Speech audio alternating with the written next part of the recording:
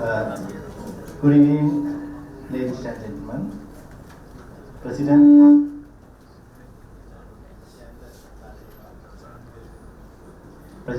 Mr. Chandrakeerthi, President-elect, General Secretary, Mr. Banu, Vice President and Chairman of the National Issues Committee, and distinguished guest speakers, past presidents, vice presidents, and executive committee members, board members, and members of the OPA. So today we are having this seminar, Disaster Management and Recovery. This is organized by jointly National Issues Committee with seminars, workshops and programs committee of the OPA. So this is the first seminar of today's this year calendar that we are organizing, and why not to have this kind of a timely and this is a very talking subject of disaster management and how we are going to rebuild. So without further ado, let me please welcome Mr. Chandrakeerthi, the President of the OPA, to give away the formal welcome address. Over to you, sir.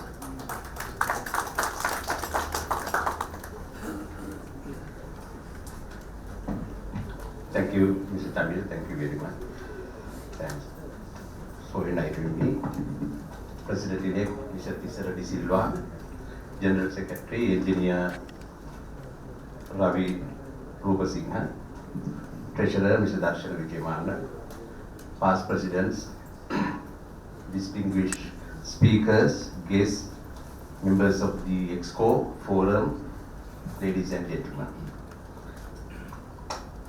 It gives me a great pleasure to welcome all of you to this seminar on the disaster management and recovery, jointly organized by the National Issues Committee and Seminars, Workshops and Programs Committee of OPA. When Cyclone Ditwa struck Sri Lanka on 28 November, if you imagine the scale of the destruction it would cause. Over 600 people lost their lives, with many more still missing, while 500 homes were completely destroyed. More than 20% of the country was flooded, with over 2.3 million people being impacted. The World Bank has estimated the damage caused at US dollars 4.1 billion, with infrastructure being the most affected, followed by residential buildings, agriculture and factories. As a nation moves from response to recovery, the immediate priority has been the restoration of essential services such as electricity, water supply, healthcare, education and transport. Equally important is the restoration of livelihoods, especially for farmers, fishing communities, small businesses and informal sector workers who have been severely affected. Beyond short-term relief, recovery must extend to structured rehabilitation. Structured rehabilitation, including housing reconstruction, restoration of irrigation systems and revitalization of local economies. We must have effective coordination and proper planning among government agencies, local authorities and international partners. It is also essential that the recovery process is transparent, accountable and fair. Ladies and gentlemen, Cyclone Ditwa has revealed critical gaps in early warning communication and coordination across national, provincial and local levels. It reinforced the reality that effective disaster management cannot be confined to emergency response alone, but must be firmly rooted in forward-looking planning, resilient infrastructure and strong preparedness at the community level.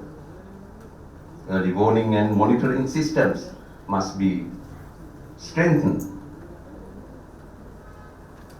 We must enforce land use planning, building regulations and investment in nature-based solutions such as mangrove conservation and watershed restoration. The country must be better prepared to meet challenges of this scale.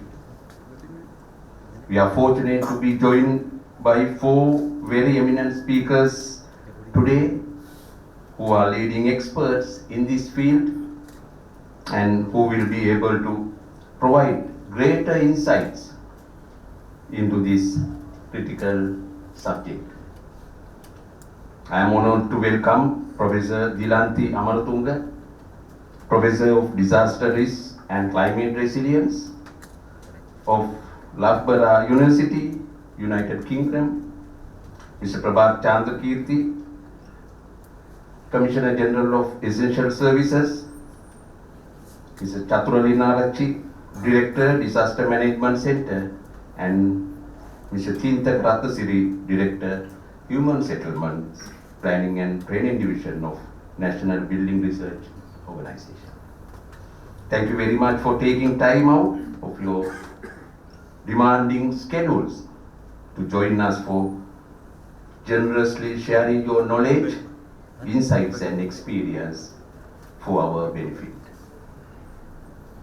I would like to welcome our moderator this event, Vice President and Chairman National Issues Committee, Mr. Banu Vijayaratna, and Compeer Vice President, Chairman Seminar Workshop and Program Committee, Engineer Chamil Lejrimuri.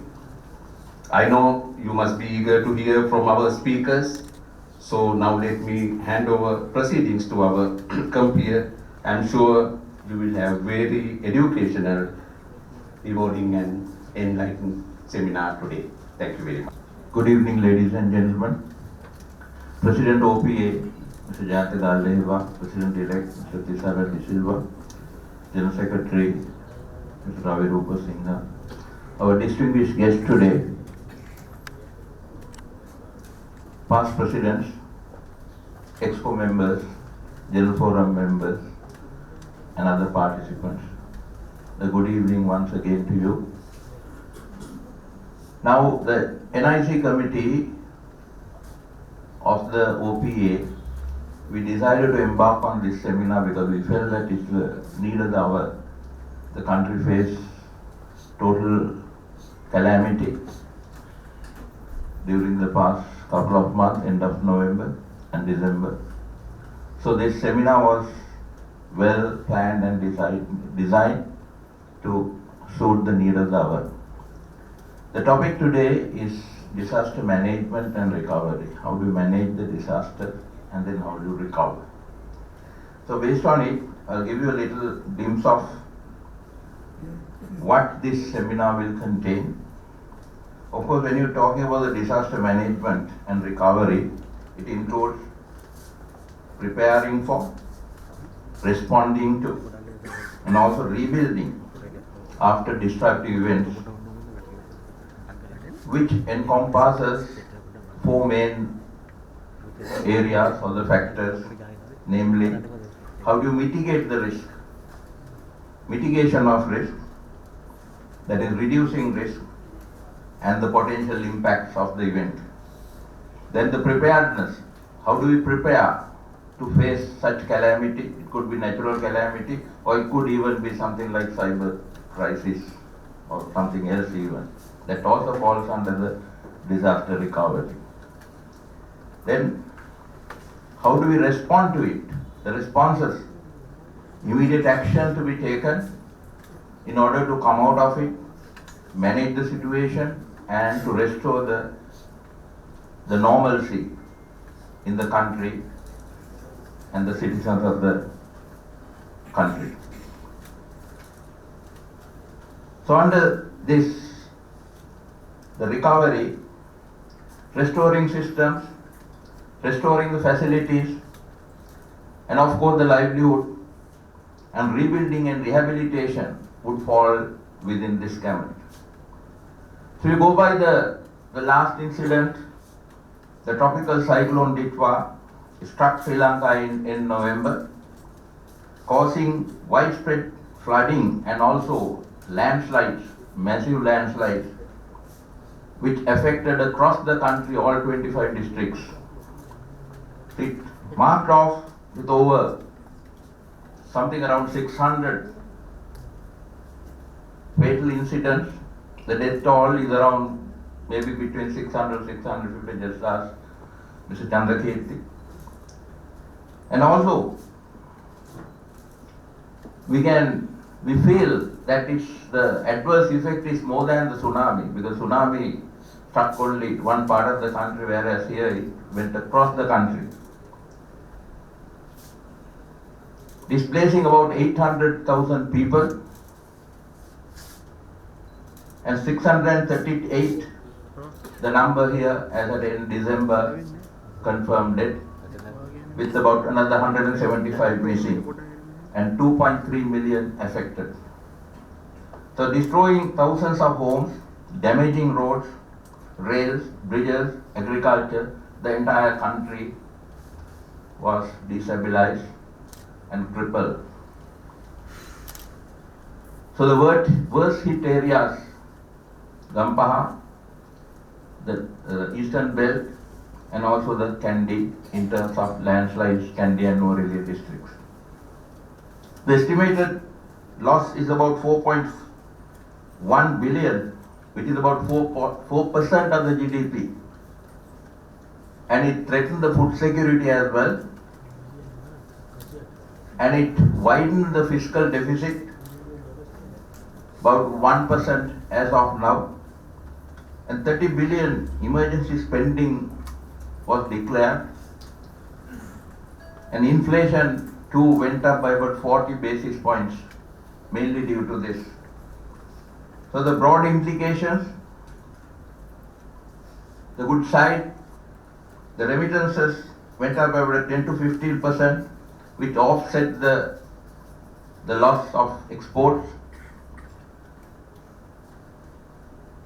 So going forward, many recovery efforts were taken, and is being taken and will continue to be taken. So in handling this, the state machinery works on Disaster Management Center, which is represented here today. The essential services, once again represented by the Commissioner General, and the NBRO, National Building Research Organization, is also represented. So you see that the required resource personnel all here today. We are going to listen to them, and the OPA is going to prepare a concept paper to be presented to the authorities as to what we could do, how we could prepare ourselves better in similar incidents. So that's the motive of this. If necessary, we may have another couple of brainstorming as well. And the idea is to present the concept paper. So with that, our model is all speakers will make their presentation, on completion of which we will open up the Q&A. So it will be open to the house. Whatever the questions or the clarifications you have can be presented, and we'll see how best we could get those things duly addressed and answered by the specialist here today. So with that, I don't want to take much of your time. So I would conclude my introductory remarks by wishing everyone a very successful seminar. Thank you. By the Excellency of His Excellency the President in November 2025, and in addition to it, currently Mr. Chandrakeerthi functions as the Secretary to the Ministry of Plantations and Community Infrastructure, and he serves as the focal point for formulating, implementing, monitoring and evaluating national policies and programs related to the plantation sector and community infrastructure.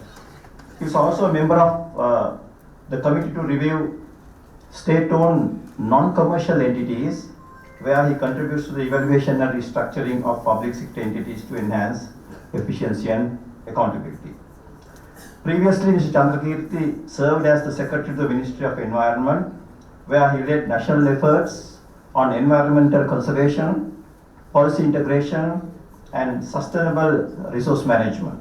He worked closely with key agencies, including the Central Environment Authorities, EA, Geological Survey and Mines Bureau, and the Sri Lanka Climate Fund for promoting biodiversity, increase forest cover, mitigate climate change impacts, and implement sustainable development initiatives. Mr. Chandrakeerthi is also an accomplished senior public servant with proven expertise in national policy development, institutional governance, and interagency coordination. So I cordially invite Mr. Prabath Chandrakeerthi to deliver his presentation. Mr. Banu Vijayaratna and Mr. Jayantha Galleva, President OPA, and all the executive members of the OPA, and also former Secretary President Mr. Austin Prandu and Mr. Rathnasiri, also former Secretary to the Defence, and all other members. First of all, I would like to thank OPA to arranging this important discussion, and also inviting me to participate as my capacity of the Commission General of the Central Services. I acknowledge your invitation because I am also a member of the OPA as a member of the Bar Association of Sri Lanka. And when I was got the appointment, first I spoke with Mr. Austin Prandu how I can work as a Commissioner of Central Services, how I can proceed with this appointment, and he gave me very valuable opinion and advice how we can proceed with this appointment. So you all know about this cyclone Ditwa, originated in southeast coast in Sri Lanka and moved northwards in Sri Lanka's east coastline, and this is from the Department of Meteorology Sri Lanka. We have mentioned about the cyclone Ditwa occurred between the 26th and 29th of November 2025. So rainfall range also from the 150 millimeter to 500 millimeter within 20 to 48 hours. That is the impact of this rainfall and with the cyclone. And this is the impact of population. You know that 2.3 million people affected with this Ditwa, and nearly 661,573 families affected from this cyclone. And death also, this is death maybe between the 600 to 650. This is date on December 14th I got this data, and 174 people missing, and 691 people injured from this cyclone. And also this special distribution total population affected within all the 25 districts. You know that the tsunami was affected to only 9 districts within Sri Lanka, but so at tsunami we reported nearly 50,000 to 60,000 deaths at the tsunami. But death toll is minimum with this data, but the affected to the within the 25 districts. And population at safety centers. At the beginning, there were nearly 2,269 safety centers, but at the moment we reduced up to 93 safety centers within the few districts, but only this is not the population, this is 2,340 is the families now at the safety centers. And total population is nearly 7,000 people within these 93 safety centers. And nearly 300,000 population returned home, but not to their own home. Some are in their relatives' home, only their friends' home they are living now. But and also some people, government allow them to get some rented houses for them as well. And this is the floods and also the landslides happen. I think NBR will mention about the nearly within the Sri Lanka there were nearly 1,200 landslides happen within the Sri Lanka. And impact on houses, fully damaged, nearly 6,000 houses fully damaged, and nearly more than 100,000 partially damaged, but both landslides and the floods. So this is the spatial data distribution within the 25 districts. Some photos damage railway roads and the bridges and roads. Nearly 437 location damage and 97.4 kilometers of roads significantly affected, and also 18 bridges fully damaged. Now I think we have restored most of the roads and bridges, but temporary restored bridges, we need more technical and financial support to restore bridges. We got some daily bridges from India, and with the technical support, we temporarily restore those bridges. These are at the first beginning, the old roads impact for the damage is red mark. Now, after the restore, the green roads are now is passable road, they open for the traffic, these green light roads.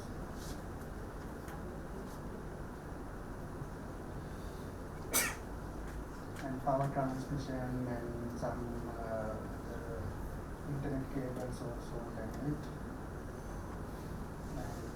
And Anicut, main irrigation, that Anicut was damaged, that is the main major perimeter.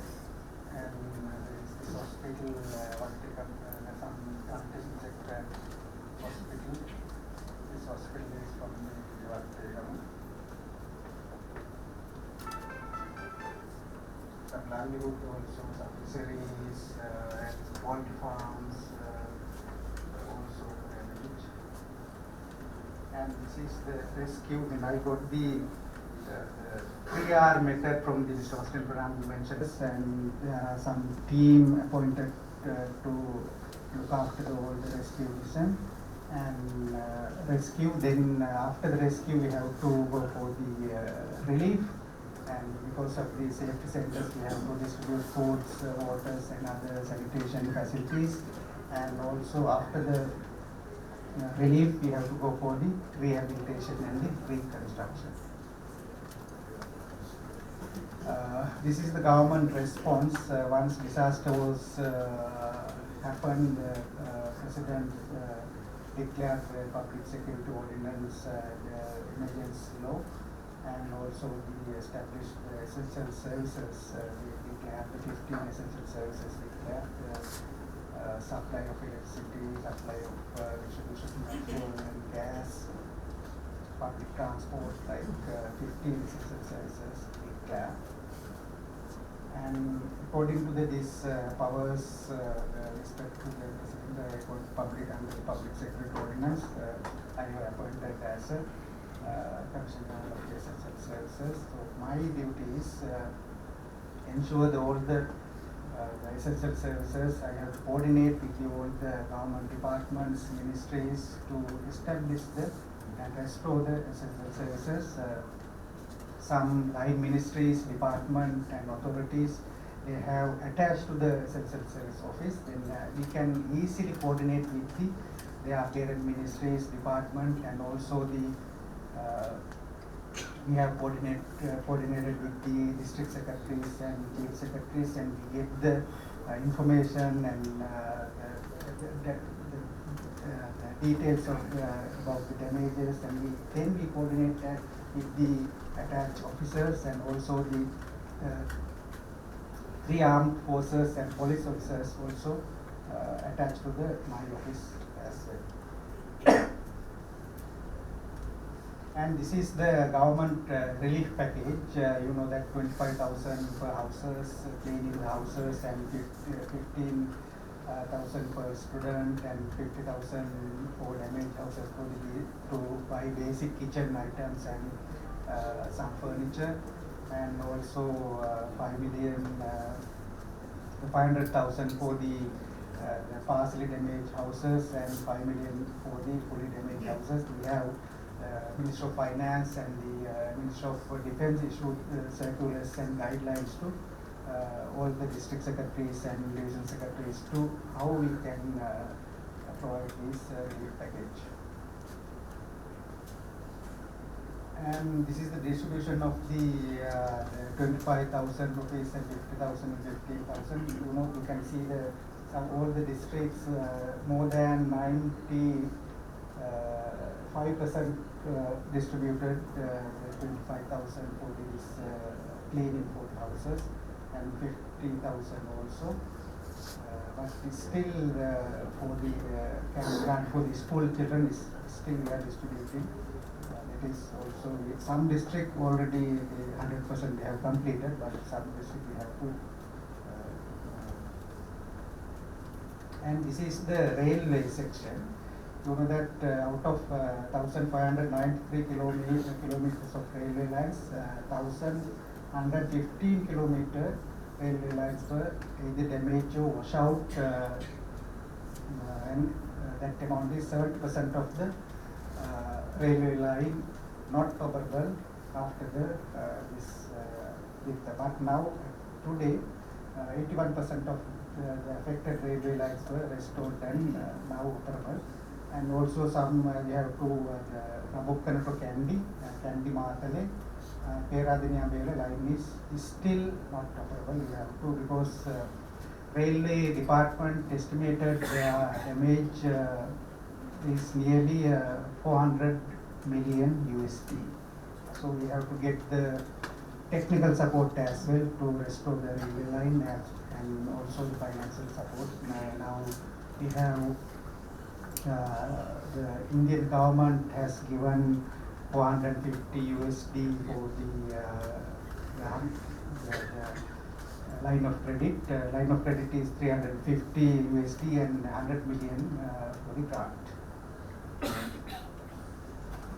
And this is the transport, the road sector, RDA road sector. We have 307 roads are currently open for the traffic. 9 roads are still impassable. Out of the damage, 17 have been temporarily restored. everything we detailed about the provincial act, within provincial data as well.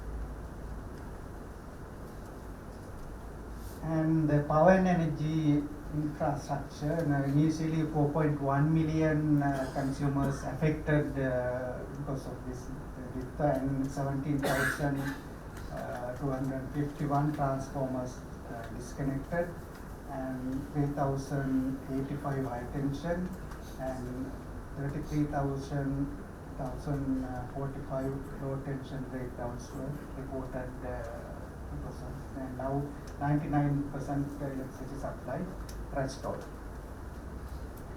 And health sector also,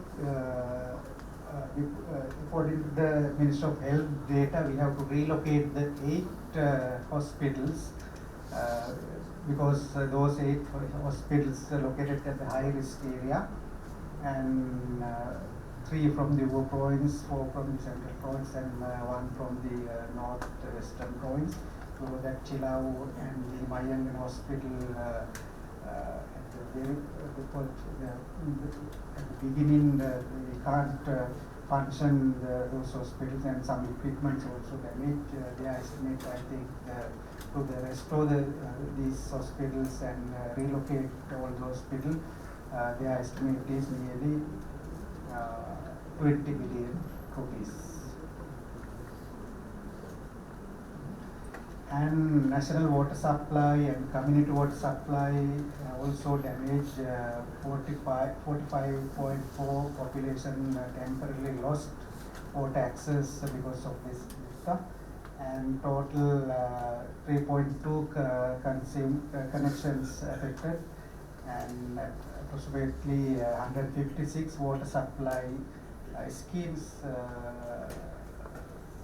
affected with this one, and also the community water supply, 648 community water schemes damaged, totally fully washed away and damaged, and 140,000 families temporarily lost because of the most of the community water supply is within the Kandy, Martali and Badul area. That's why. And also the ICT telecommunication, 2,570 telecom installation affected. That is nearly 20% of the network distribution. You know that at the beginning we couldn't contact some districts, some GAs, or as well, no connection. We have to think about that also.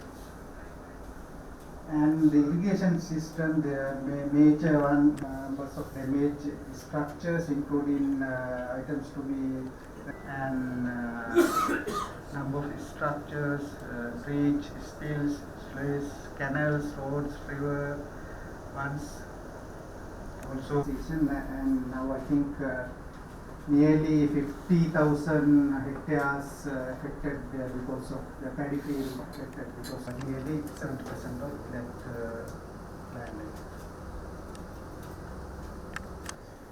1,021 hectares affected.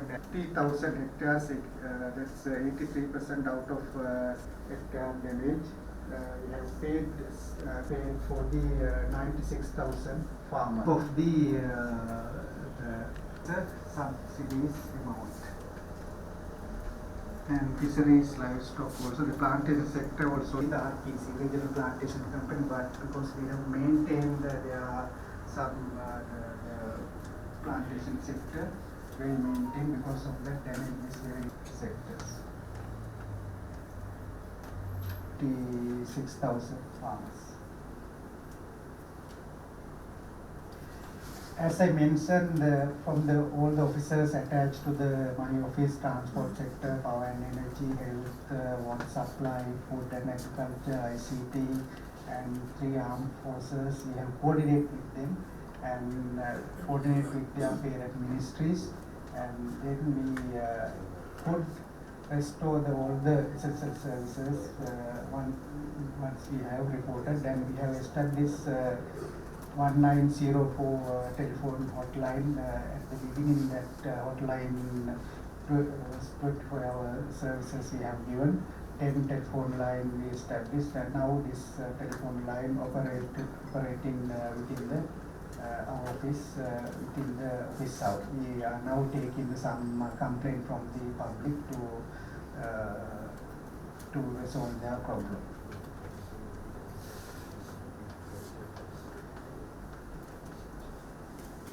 And this is we have taken some decision. We have coordinated with the development partners, UN agencies, and Ministry of Foreign Affairs, and we have given some ministries, department, council asked us to some kind of to get there to some that they need to do the procurement out of the procurement guidelines. So we issued them to.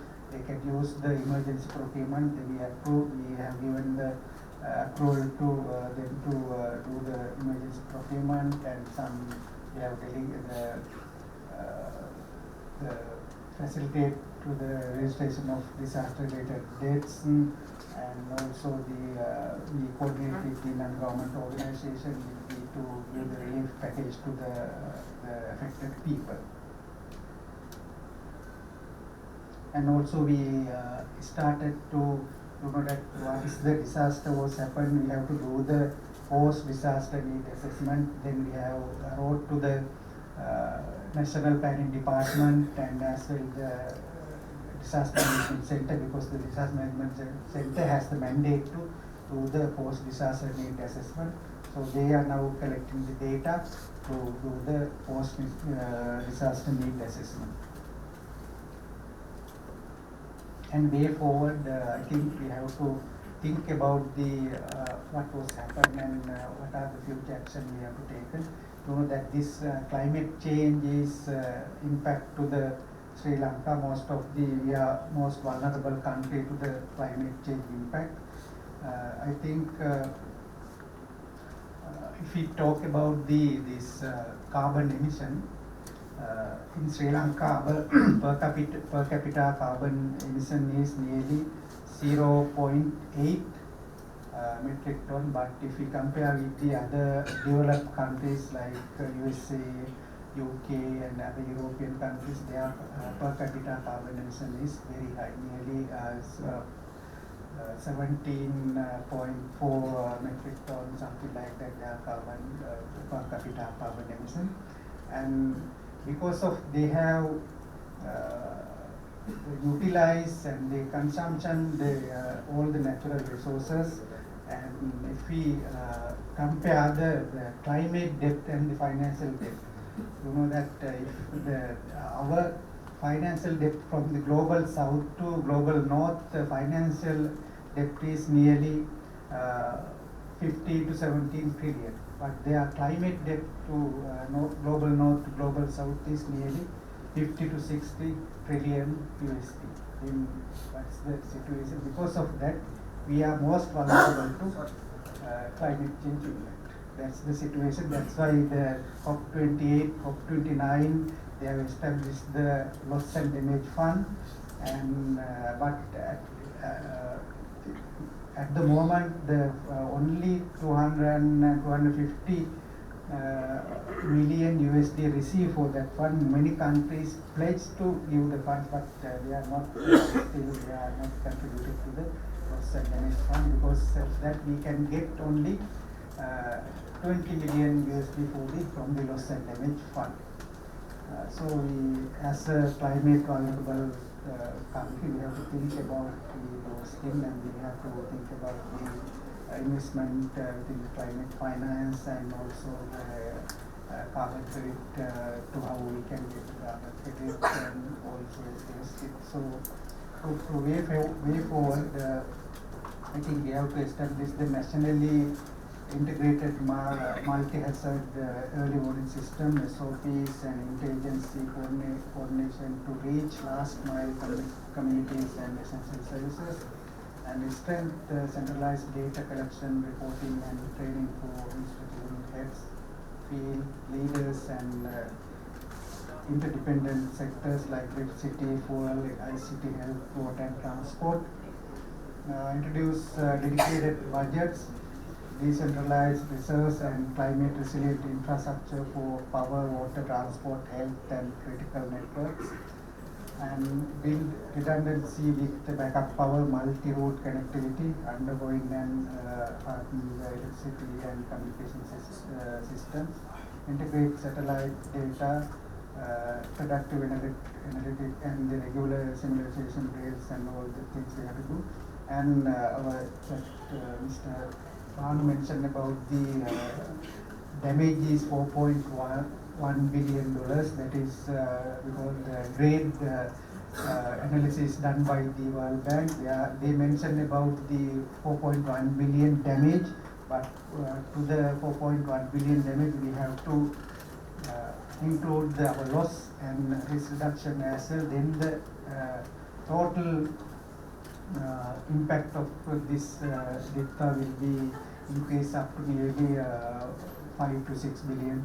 So we have to think about that and how we can to restore our all the infrastructures and livelihood. So we have to think about those things and how we can collect those money if we are going to have the donor conference or something like that. So we can, as a government, will take a decision about that. And now presidential task force also established. I am also member of the task force. We are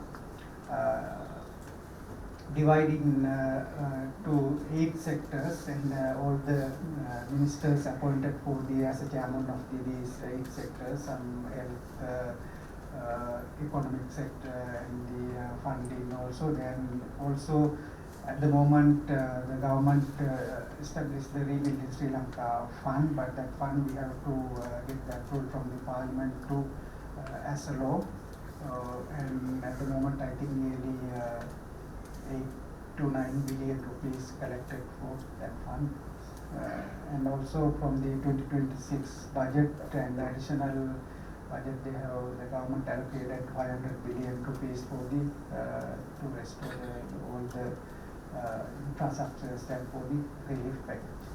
So thank you very much for the inviting me to participate this event.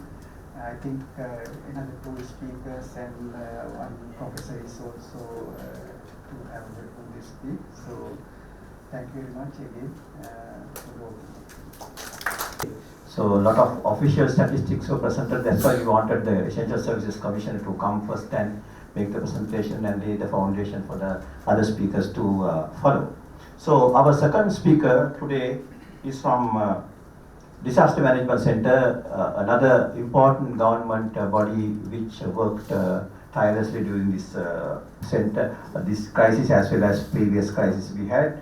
So actually, Major General Sampath Kotuegada, who is the Director General of Disaster Management Center, was to come for the seminar, but unfortunately due to some official commitment, he at the last minute he had to excuse himself.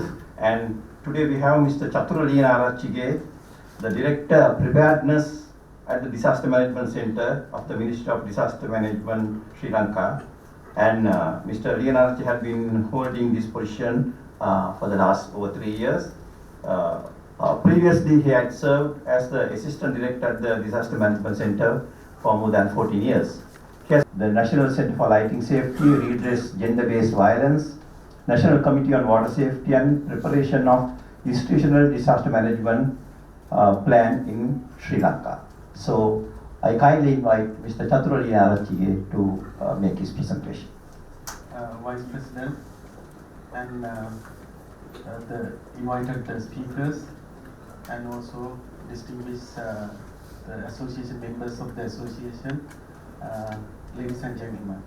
In fact, as the Compeer mentioned, the Director General Disaster Management Center is supposed to be here because of his prior engagement. He asked me to do the presentation in front of you. So I will thank again for the organizers to invite Disaster Management Center for this particular important event. At the same time, most of my slides covered by Mr. Prabath Chandrakeerthi, so it is easy me to just go through this particular slide. So let me just brief on how this particular Ditwa cyclone forms and how it behaves. Like, if you can see this red color stuff, that shows the sea surface temperature.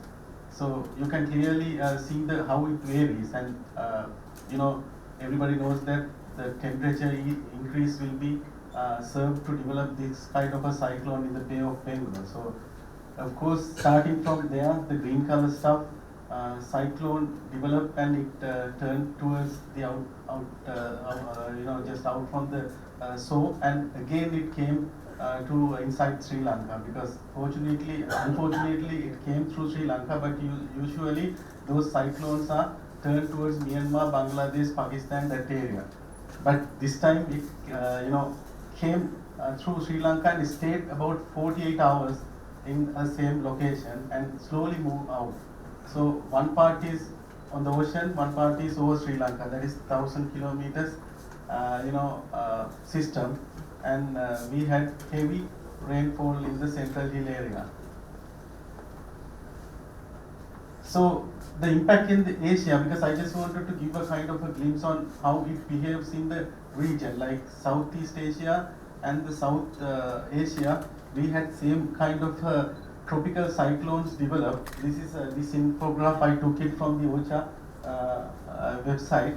So if you can clearly see this cyclone Ditwa 27 to 29, then Senya cyclone 25 to 27, then the 34 tropical cyclone 29 to 30th, same period we had this kind of a tropical cyclone in this particular Asian region, and how it impacted, you can see Indonesia, Thailand, Malaysia, Vietnam, and also Sri Lanka.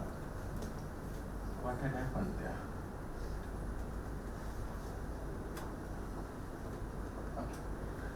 Okay. So this spatial distribution of the rainfall, if you can see, I think the particular corner couldn't see clearly.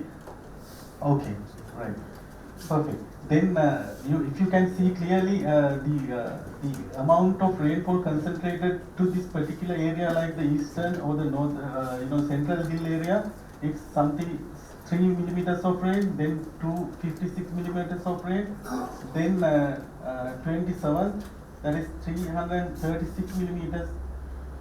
In 28, that is became 432 millimeters of rain that particular days itself, how it distributed over these particular areas. Then these are the peak value of the rainfall, accumulated rainfall. In 27th, if you can see clearly, that goes to up to 450 millimeters of rain in the central hill area. Even this Nuwara, Kandy, Udunwara, and Kiribandara, that particular locations, how that particular rain fallen into this central hill area, because the meteorological department mentioned it's over 150 millimeters of rain, and ultimately we had more than 400 millimeters of rain. Then this is the timeline of the event, and it unfolds from 26 November. Then we initiated with opening the spill gates, and 27th, Badulla, Kegol, Nuwara, this area we sent these warnings, landslide, flood warnings, and 28 we had this particular worst impact ever, as Mr. Prabath Chandrakeerthi mentioned, tsunami, only 14 coastal districts, but this affected for all 25 districts, 22 districts worstly affected. So this is a catastrophe, and it's an eye-opener, since climate change impact, because we usually prepare for southeast and northeast monsoon. Before the northeast monsoon, this particular cyclone formed within 12 hours time. Because usually in our National Emergency Operation Plan, it says that 550 kilometers away from the country or 72 hours before. But this particular low pressure developed into a super cyclone within 12 hours time. So this is the flooded area, flood affected areas square meters, and 14% of course whole country affected by flood. These images we took it from activating the international charter. DMC is the responsible authority to activate the international charter, and $2 million US worth images we took it from freely and distribute among technical agencies, and we map those the areas flooded or rather landslide happened. As Mr. Prabath Chandrakeerthi mentioned, that is initially the worst landslide, that is up to 1,247, but still with the analysis we done, more than 4,000 landslide had happened in the central hill area, especially the forest area and the top of those mountains. So this is especially the exposure map assessment done for the agricultural damage, then the house damage, and also the population affected. These are the exposure map based on these satellite images and the past historical images we analyzed and came up with these. These are the landslide imagery map. So with the charter activation, we get the raw information or rather raw maps. Then we digitize with the support of MVRO, and we develop this kind of thing. We can clearly show, but I really think that you can see those one. Chinthaka will explain later on this how it had happened and how the preparedness, the activities that they have carried out in Central Hill area. So primarily, I wanted to say that the 25th and 28th November. This consecutive landslide incidents were reported in Central Hill area, but after the event also, some areas we had this landslide because of the soil moisture, the content, and also without rain, the earth moves downwards. So this impact, of course, Mr. Prabath Chandrakeerthi mentioned about 2.2 million. Even 0.6 million the people affected, and 643 deaths reported. These are the peak level. At the same time, the reported deaths also there. Then 184 still missing, buried under this soil or the sand. Then the fully damaged houses over 6,000, and partial damage over 110,000. And the safe centers in the peak time, we have maintained 796, occupying 72,000 odd the personals inside safe centers. So the operational context, of course, initially severe and evolving weather conditions we were experienced, limited safe movement, because the air movement we cannot do, helicopters cannot be lifted off. At the same time, ground level operations were stopped, because, and at the same time sea level operations, because of that it is unfortunately we cannot reach those areas. Some roads were disconnected and some areas were blocked by this landslide and cutting failures. Then the widespread flooding and landslide resulted in temporary access constraint, isolating several communities and affected the last mile. Even the power interruptions, because this particular incident had happened in the night time. Especially after 12 o'clock, we received those messages where this landslide happened. At the same time, the power interruptions had happened. Even the communication disrupted. So without communication, without power, we cannot reach those community and get the real picture in the ground and deploy those troops or the response teams to these locations. Simultaneous multi-district impacts had reported. Even our call center overwhelmed, because initially we had 15 personnel, but we expanded up to 65 call center operators to get those calls. In the peak time, we roughly 160,000 calls we were reported, and thankfully volunteers, professionals were there 24/7 in the emergency operations center up to December 7. Then the terrain and geographic characteristics, landslide prone areas posed additional access to safety challenges.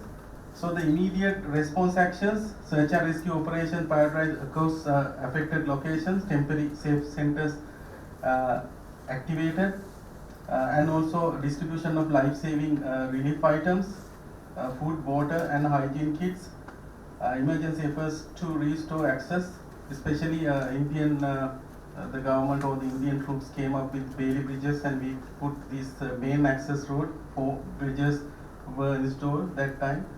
And health and wash interventions mitigate disease risk.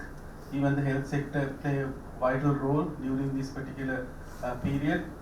Then local volunteers and NGOs supported broader relief efforts. Then as Mr. Chandrakeerthi mentioned, Disaster Management Center is the mandated organization to conduct these kind of assessment. Initially we done joint rapid need assessment, it's called JRNA, with public, private, UN and NGOs. That's a kind of initial assessment published in 2nd of December. Then 15th of December we have published this RAPIDA, bit comprehensive but not the detailed one. Then the grade assessment, that is the Disaster Management Center with the World Bank, 22nd December published, and that what the Vice President also mentioned, 4.1 billion the damage. Then the detailed post-disaster need assessment, now we are initiating and conducting. Within 4 weeks time we are supposed to give the comprehensive detailed report on the damage and losses as well. Then the Disaster Management Center, in fact, as per the mandate of the Act number 13 of 2005, coordination of relief effort. International coordination, the teams, HADR assistant coordination, because Disaster Management Center assigned as the consignee, so that will go through green channel without any duty. So, and at the same time we established RDC, Return and Departure Center, and a lot of the regional government troops, even the bridge, even the assessment teams, we received and immediately deployed to those locations and do the assessment. Even the affected communities were supported with this relief missions. So these are some of the items we have divided: food, shelter, equipment, medicine, clothes and others. That is diplomatic, D to D, G to D, G to G, that is government to government. And the personal, the people who have collected also sent through Disaster Management Center, those are duty free, and immediately we send those teams to our warehouse, and from there with the request of district secretaries send it to the GN and divisional secretaries and the community finally. So these are the international operational and in-kind support. Initially regional emergency operation activated, India came, then the Pakistan, China, and likewise those the SAR teams, sniffer dogs, then bridge team, dam safety team, those teams came and we received and sent it with our officials and tri-forces to those locations to do the necessary response actions. Even the air support given by India to Mi-17 helicopters from US Army, they given us 2 C-130s. Likewise, we were strengthened by this air support. Even warships also came, not for war, but to support with relief items like the dal, this what you call the rice and all those stuff. With the shipment, it came and immediately distributed to the affected community for cooked meals. Then critical infrastructure support, that is the expert team from European Union, Italian Civil Protection, our counterpart, came with engineers, investigate on the stability of these bridges, dams and roads, because that had been impacted, but still we just wanted to check the stability, or rather they come up with the report itself, say supposed to destroy, destructed or retrofit, or come up with a different opinion, like the University of Peradeniya, my university, that particular the Kalupalam, that was severely impacted with the debris, and these piers were leaned. So what they mentioned is how to restore those stuff, and have to have in future tourism. Even these are critical infrastructure, or rather historical monument that we have to protect it. And also they went to this inspect this the rail lines, what had happened, damages, and how to restore those stuff also they have investigated and come up with their reports. Then these are the Bosch team came with the water health and sanitations. We deploy into these locations, locations where the much more needed areas to support from the drinking water and other stuff. Then we deploy them. China and India came up with land stability or checking the land stability, landslide prone area. We deployed and they use this high sophisticated technology with drone technology, and these surveys also done and given us the report. Then the EU infrastructure investigation team came. Now there are conversations between Swiss embassy, UNESCO, and some entities of CDRI India and BIMSTEC. They are willing to come and support on those land investigation, because the NBRO really wanted to have these land investigation teams as soon as possible to investigate on the stability, because people are reluctant to move back to their houses because they having a fear of again the landslide might happen, because now we are in the northeast monsoon period with the heavy rainfall. It might ignite any kind of landslides there. Then Mr. Prabath Chandrakeerthi mentioned about the grade assessment, 4.1 billion, rebuilds in Sri Lanka program, and also the infrastructure damage over 1.73 billion, residential damage is that is roughly 1 million, agriculture damage 31 billion LKR. So non-residential US dollars 500. So likewise, these we have initially calculated those stuff, and the Kandy, Putlam and Badulla worstly affected, because Putlam is affected by the flood, severely affected by the flood. A lot of dams were gone, even the houses, infrastructure were gone, and no hospital, Chilau hospital severely affected.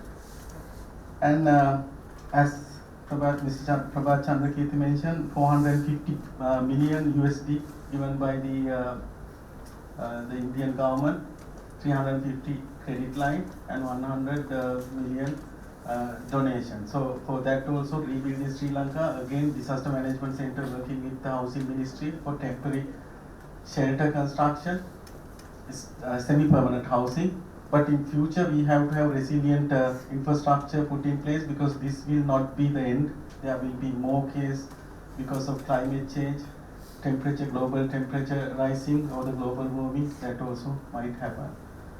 Thank you for me. And the gaps in challenges, global warming and the climate change, anthropogenic event, uncertainty, hazard forecasting especially, disaster risk governance, a lot of issues with the governance, and limited resources. And still the mainstream in DR are not up to the where we want, since we are in the Bay of Bengal, the critical area where we had a lot of the climatic actions and also the impact. Then the technology and innovations, especially early warning systems, communication, SAR, risk knowledge and behavior, especially the behavior of public, because if they're having a high intense rainfall, they might have to move into the safe location. But this type of thing, we cannot move to a safe location, that also might be vulnerable. Because one case is in Gampala, they have moved into a particular safe location and all gone. So that's what. So that those things have to be taken into consideration when we are having in future activities. So the way forward for the disaster management center, especially, we need to expand the structure to counter, because 2004 for the tsunami we had this particular establishment done. We need to have expansion on these things, climate change, AI technology and other stuff, and also the improving early warning system. Especially researchers have to be integrated with the disaster management center. The practitioners and the researchers have to be get together and do this assessment, or rather come up with those the solutions in the ground, social investigations, even for the early warning technology, AI and machine learning also have to be there, and the decision support systems. So like you gentlemen, you are the profession expert on the professional field, so you can give us suggestions or do this research on early warning, forecasting, Then scientific approaches to reduce the disaster risk or the potential impact. Research have to be done, and also conduct social research, especially how to change the behavioral change of these communities mind setting on this particular people to move back to the safe land and having a kind of a different way of approaches, livelihoods and all. Then use of AI, machine learning, and which will help to make a decision support system through API, connecting API to have a decision support system, and mitigation adaptation, SAR, and especially disaster preparedness, and conduct simulations frequently that will help them to prepare themselves for next disaster. So what I propose is to have a traditional research into applied research innovation, so especially with AI and the nature-based solution, because cascade system what we had earlier is a protection system for the flood and at the same time drought. So restore those things, go for river basin approaches, the catchment area, then sub-water set, out to last mile, last person communications with the early warning, because now we are having the administrative setup system, but we just move on to the natural boundary setup in future, and this have to be linked with the technology plus the nature-based solutions. So what I propose is this basic research, applied research, and come up with innovation and commercialization that will help to rebuild Sri Lanka at the same time, more resilient Sri Lanka in future. Thank you very much. Sorry for taking more time. EMC's point of view. So our next speaker is from NBRO, National Building Research Organization, Mr. Chinthaka Rathnasiri, representing Engineer Asiri Karunawardana, the Director General. So Mr. Rathnasiri is a seasoned urban and regional development professional with over a decade of experience in planning, research and disaster risk management in Sri Lanka. He currently serves as the Director of the Human Settlements Planning and Training Division of the National Building Research Organization, where he leads technical, administrative and financial functions, fosters multi-stakeholder collaboration and guides applied research initiatives aimed at improving settlement resilience and sustainability. So over to you, Mr. Rathnasiri. Ani Secretary, executive members of the OPA, and all the speakers and distinguished members of the OPA and all the invitees. First, let me discuss about NBRO, and I will come to the context, and also then with the ongoing recovery efforts. So I will mainly focus about the landslide risk management and the damages, recovery and the resilience. Yeah, the National Building Research Organization was established in 1984 in order to support ongoing construction activities at that time, and also it was established as per a cabinet decision, and the roles and responsibility of the NBRO was assigned by as a notification, but the last year NBR Act was enacted in the Parliament. Now we have a separate act active. Now the National Building Research Organization, the NBRI came as a successor to NBRO. And we have 6 technical divisions, and we are operating as the focal point for land service management in the country, and also we provide consultancy services and technical services for resilience to address the issues in the resilient built environment. NBRO as the focal point for land service management, let me brief what we were doing so far. And land hazard and risk identification, risk communication, early warning, mitigation of identified high hazard areas, and land risk assessment for development projects, and also research and development, and also including capacity building program, and also we are providing technical services. And landslide identification, and we are conducting landslide identification in 2 methods. First is mapping, and second one is the request we are receiving from administrative setup, also public, about the landslide symptoms. So at the moment we have declared about 14 districts as susceptible for landslides. And when we consider hazard mapping thing, we conduct a two scale, 1 to 50,000 and 1 to 10,000 scale. And 1 to 50,000 scale, we have mapped all the land cyclone districts, and about 32,000 square kilometers already mapped. And out of this 32,000 square kilometers, about 20,000 square kilometers are successful for high hazard area in when we consider central fragile area. That's how we call that about 30% of central fragile area is vulnerable for landslides. And based on the identified high hazard areas to 1 to 50,000 mapping, we conduct 1 to 10,000 detailed mapping also. And 1 to 50,000 maps we have completed in by 2015, 10 years ago. And we conduct various capacity building program at district, division, local level. Also, we share with the information for the planning agencies. And based on asset investigations, we identified high hazard areas, medium hazard areas, and low hazard areas. And the families' houses located in high hazard areas for landslide, we are recommending for resettling in safer places. Also, and the houses identified in medium and low hazard areas, we recommend to stay at the same location, but with the implementation of mitigation measures. And if they, but we are not recommending in long run to keep those buildings also which are vulnerable for landslide. And before the DIPA, we had about 15,000 number of buildings identified and located in high hazard areas for landslide, recommended for the resettlement.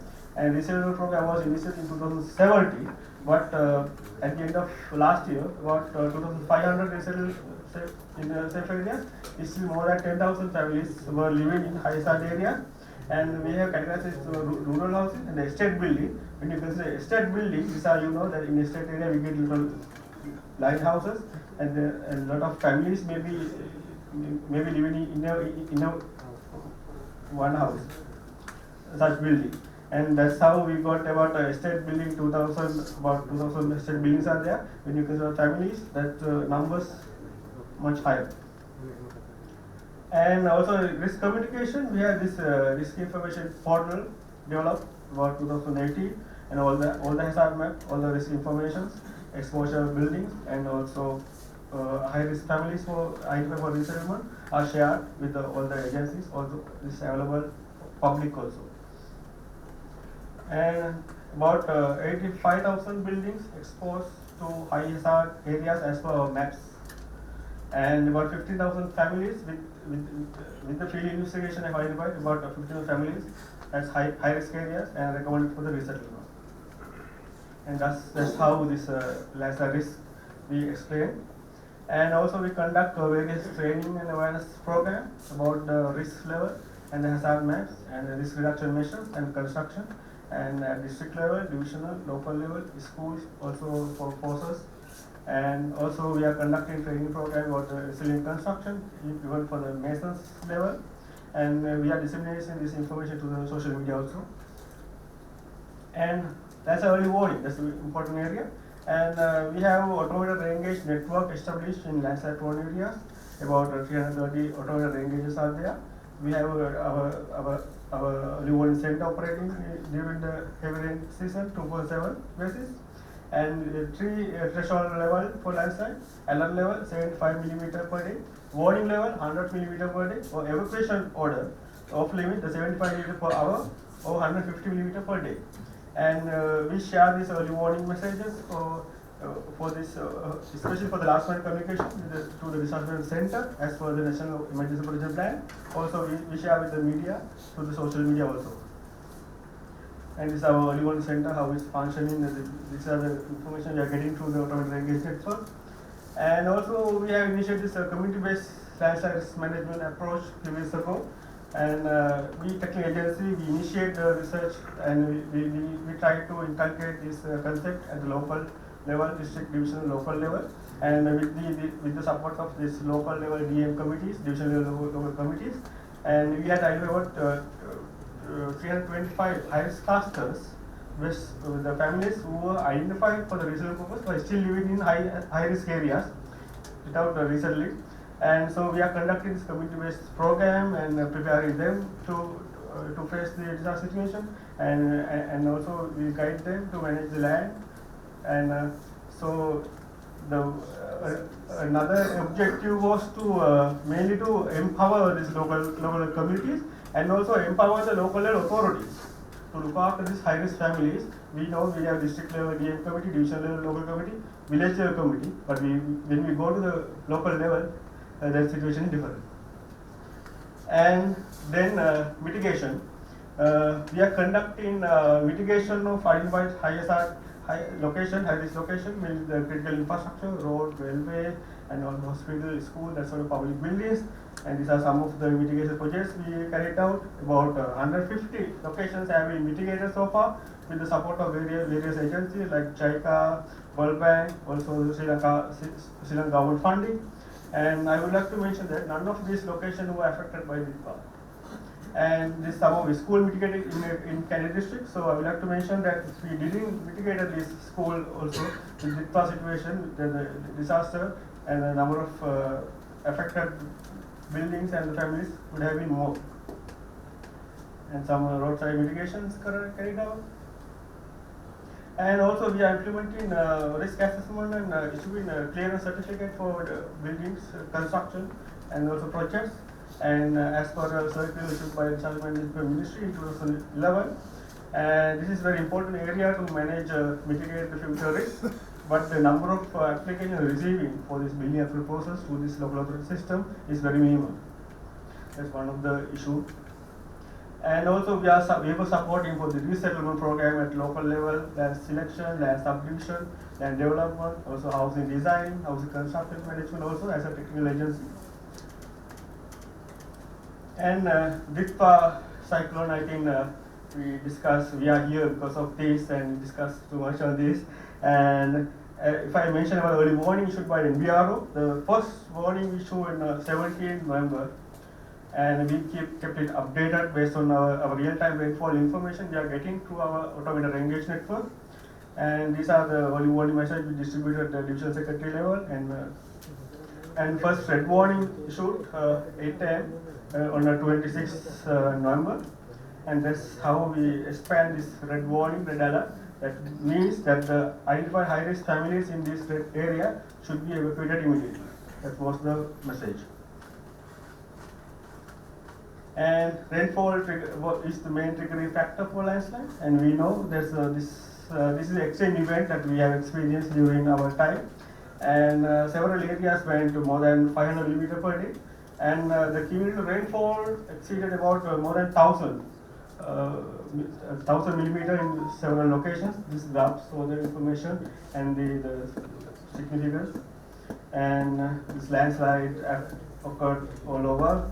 And based on this Sentinel-2 satellite, actually once the disaster, this 27-28, there were no power failures and access was limited. We have no idea what happened, where went wrong, and what are the accessible locations. At that time, we got the satellite image to the center, and to the charter activator, to the Sentinel-2 satellite image. And we mapped the area based on satellite image initially. Initially, we identified major landslide for 1,200, but the second update, there are 1,436 major landslide was identified as, to the satellite image. And out of this 1,436 landslide, 372 major landslide intersects with our settlements, infrastructure, affected buildings. That's how this damage distributed. And Kandy is the mostly affected area.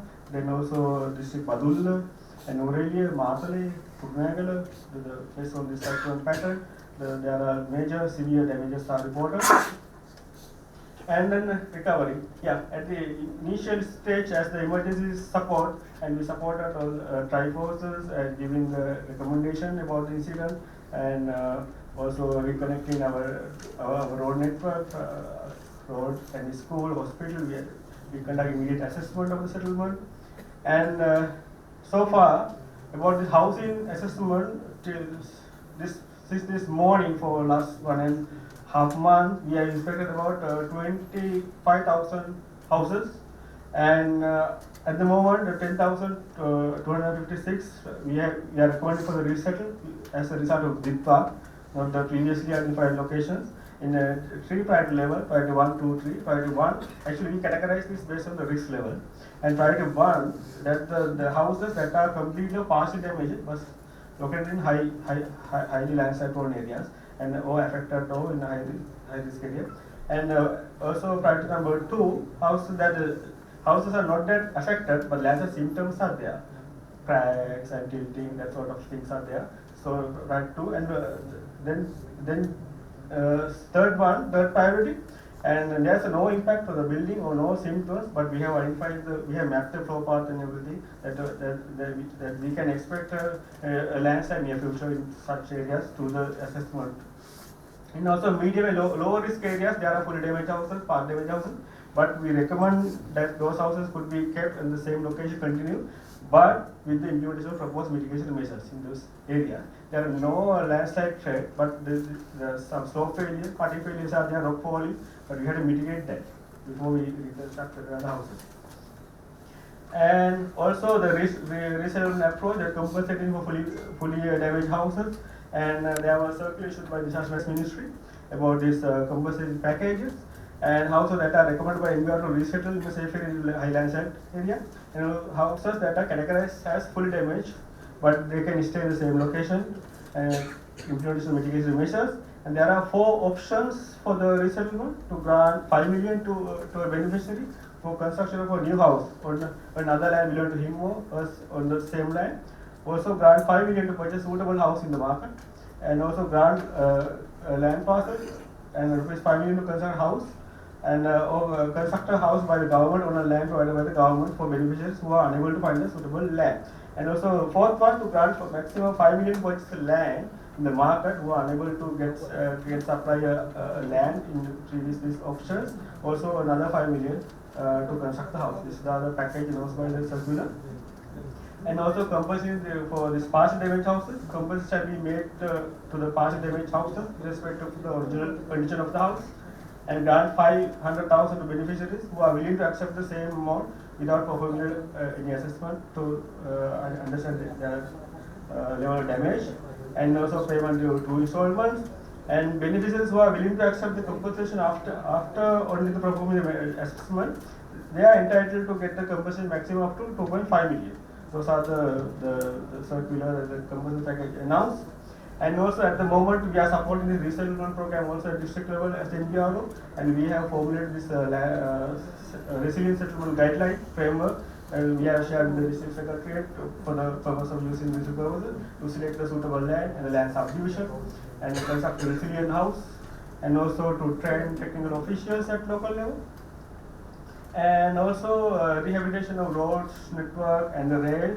At the moment, we have inspected all the critical locations, and we have given our recommendation for the short-term establishment and resumption of the operation.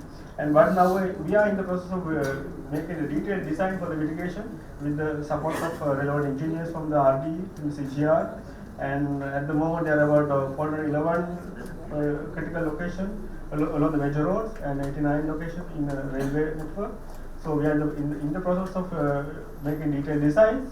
And also about schools, we have inspected about 160 schools right now, and we have issued the recommendation what to do on these schools.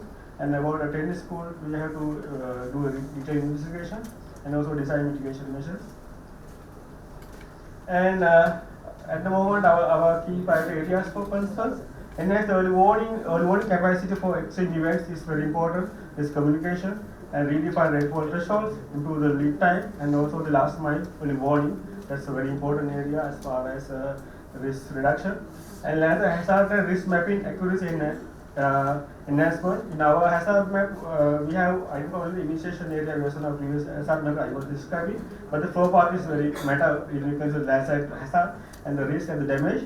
So we need to improve the accuracy of this hazard map, and so promote a volunteer resilience among communities. The community participation, community-based approach is very important when we consider our country, because the population, the houses is spread all over the hilly area, and community participation is very important in order to reduce the fatalities and risk on their lives. And another critical area, establish a land use regulatory framework for central tragedy managed in the country, and also local level land use regulation mechanism. I will discuss about this later on this matter. And also standardization of construction practice and strengthening building approval process. And also very important, there is compliance monitoring, not only approval, but the compliance monitoring also very important in order to ensure the resilience of such construction. And some of ongoing projects, the establishment of land analytical and advisory system, this ongoing project under World Bank support. And we are going to convert this 2D hazard maps to 3D environment with high resolution LiDAR data and 20 centimeter accuracy. And then we hope that with this enhanced system, we can provide the up-to-date information about the high-risk numbers exposed to high hazard conditions, and also to promote impact-based forecasting and understand the real numbers on ground. And the Central Fragile Area Management Plan and Regulatory Framework Development. And we have mapped here the Central Fragile Area means that as per National Physical Planning Department, the National Physical Plan, the 200 meter above contour line. And we identified that, we know that there are UD declared areas about 24% in this Central Fragile Area, 75% not declared for the UDA purposes, but yes, there are special purpose for the UD declaration.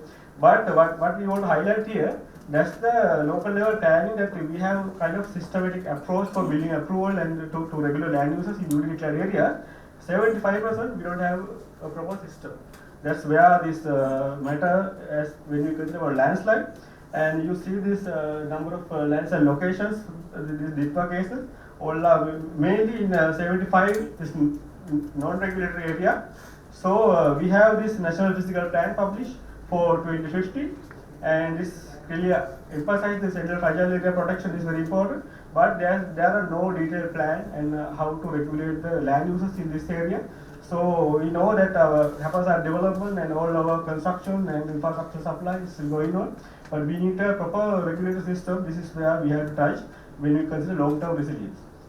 And also based on this regulation, we have to have a local level building approval system, and also in order to make our building pattern, settlement pattern more resilient framework. Yeah, then flow path we finalized with JICA support recently flow path delineation and red zone, yellow zone concept. Based on that, we are trying to emphasize local level planning, land regulation thing, and national building code establishment. And we are working about 10 years for this project, SIDA, UD, and BRO together. And we got the final approval for the established national building code Sri Lanka implement project 2006-2018. And this is the implementation framework. We have implementation coordinating committee and the project unit, and also we are getting the support of all the professional agencies, SLI, ISL, Geological Survey, Structural Engineering Society for this process. Yeah, thank you so much. Who is a leading international expert in disaster risk reduction and management with an outstanding international research profile, and is internationally recognized as a leader in the field. She is the Professor of Disaster Risk and Climate Resilience at Loughborough University, UK. Since 2024, she has been ranked first in the UK as a highly ranked scholar in the field of built environment by Scholar GPS Global Rankings. Also recognized for her career-long impact and placed among the global top 2% of influential scientists. Also, in 2019, she won the prestigious Newton Prize, which recognized the best research and innovation projects in the UK. She is an award winner in 2023. Also, she provides experts advice on disaster resilience to national and local governments and international agencies, including the United Nations Office for Disaster Risk Reduction, UNDRR.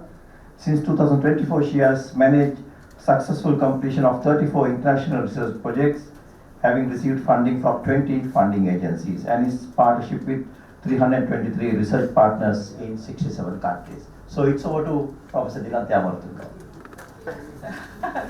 Yeah, okay. So what I was actually very was actually listening to the previous presenter. So I'm so glad. I must admit that I did not discuss with them what I'm actually going to talk about. So I think it actually fits in quite well. So I'm very, very pleased about it. So what I'm going to actually talk about is from crisis to stability, post DITWA infrastructure and social reconstruction. What do we need to do? So this is actually sort of my talk is actually going to be based on this hypothesis that there needs to be a focus on transitioning from immediate emergency response that we have heard a lot about before my speech, but moving on to long-term national stability by integrating physical rebuilding with social recovery. Again, Mr. Chandrakeerthi actually highlighted that very clearly, the importance of actually rebuilding social recovery alongside the physical reconstruction activities. So why shifting to long-term reconstruction is now essential? Again, I think I'm barking at the wrong tree here. Of course, we all know that the Sri Lanka's current infrastructure in particular are actually built for a different century. I think it is fair to say that. And also, restoring economic independence is extremely important. And government is actually now talking about resolving the shelter crisis. At the peak of the crisis, again, I'm not going to go through the statistics here because that they were sort of very clearly covered. And the fourth point is very important, and a lot of people aren't talking about it at the minute. Preventing climate-sensitive diseases. The immediate response manages injuries, but reconstruction actually needs to manage epidemics. So that needs to be very clearly mentioned. And also collecting the social vulnerabilities. Cyclone differ to me hit the most marginalized groups the hardest. Again, I do not want to emphasize that anymore. Immediate response is often one size fits for all. We know that as well. Again, a lot of statistics were demonstrated. But what is needed is inclusive reconstruction. What I'm actually proposing is, in terms of what next, the pragmatic approach. What I'm actually proposing is, again, this is actually not based on just ideas. This is based on 25 years of research conducted by me, not only me, by my team across the globe. What I'm actually proposing is disaster and climate resilience through the products and the processes associated with reconstruction. And here the term reconstruction is very important. It is not only physical reconstruction, but it is social reconstruction as well. And it is actually done through 6 different parameters, as you can see: constructing, developing, stimulating, facilitating, protecting, and nurturing. And very quickly, my plan was to sort of cover the 3 key points in quite a bit of detail, but the others just sort of give you a kind of a basic idea. So this is how it works. So disasters and the climate resilience through the products and the processes. So we need to think about the full package rather than only the physical construction. We really need to be concentrating on social side as well. So you can sort of see how it works. Different component, different product has subcomponents, different process has subcomponents. So we are actually, this country, Sri Lanka, where I was born, I'm very proud to sort of say that we are in a very important junction to say that we really need to take this as a very good opportunity that we might not get again to reflect on these products and the process life cycle of reconstruction. So in that sense, I'm really glad, particularly Mr. Chandrakeerthi actually covered, covered the social side quite well. So let me actually take you through one at a time. Develop. So that is actually one enabler. That means developing the capacities of people. First one, disaster literacy. Again, I think Chathura highlighted this matter quite clearly. I want to sort of give you an example. Linking with this, my cousin's little girl in grade 4, I asked about what do you know about disasters. Her answer was, oh, we are not tested on that for grade 5 scholarship. That is, I will give you to judge on that. I will stop at that. Disaster literacy is extremely important. It should start with the little kids. I was actually shocked. So I wanted to check, and of course she's quite an active child, little girl. But she said, oh no, I don't need to know about those because I'm not tested for grade 5 scholarship on those. I need to learn about this, that, and the other. She gave me a long list of things that she'd be tested for grade 5 scholarship. Let me leave it like that. So, but disaster literacy is extremely important. Then, understanding the complexity of risk. Again, UNDRR has identified there are 281 categories categorization of hazards. We always think about cyclones, floods, tsunamis, landslides, and so on and so forth. There are 281, and this again links with the notion of disaster literacy. People need to know what they are, and also the different dimensions of disaster risk.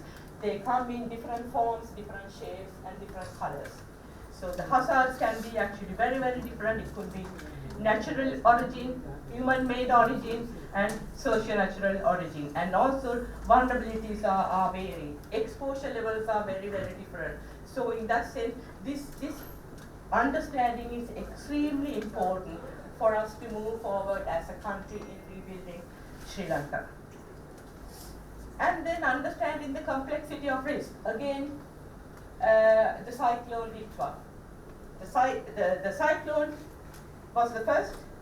It led to floods, then it led to landslides, and then so many displacements. So you can actually sort of see how complex the modern day disasters have become.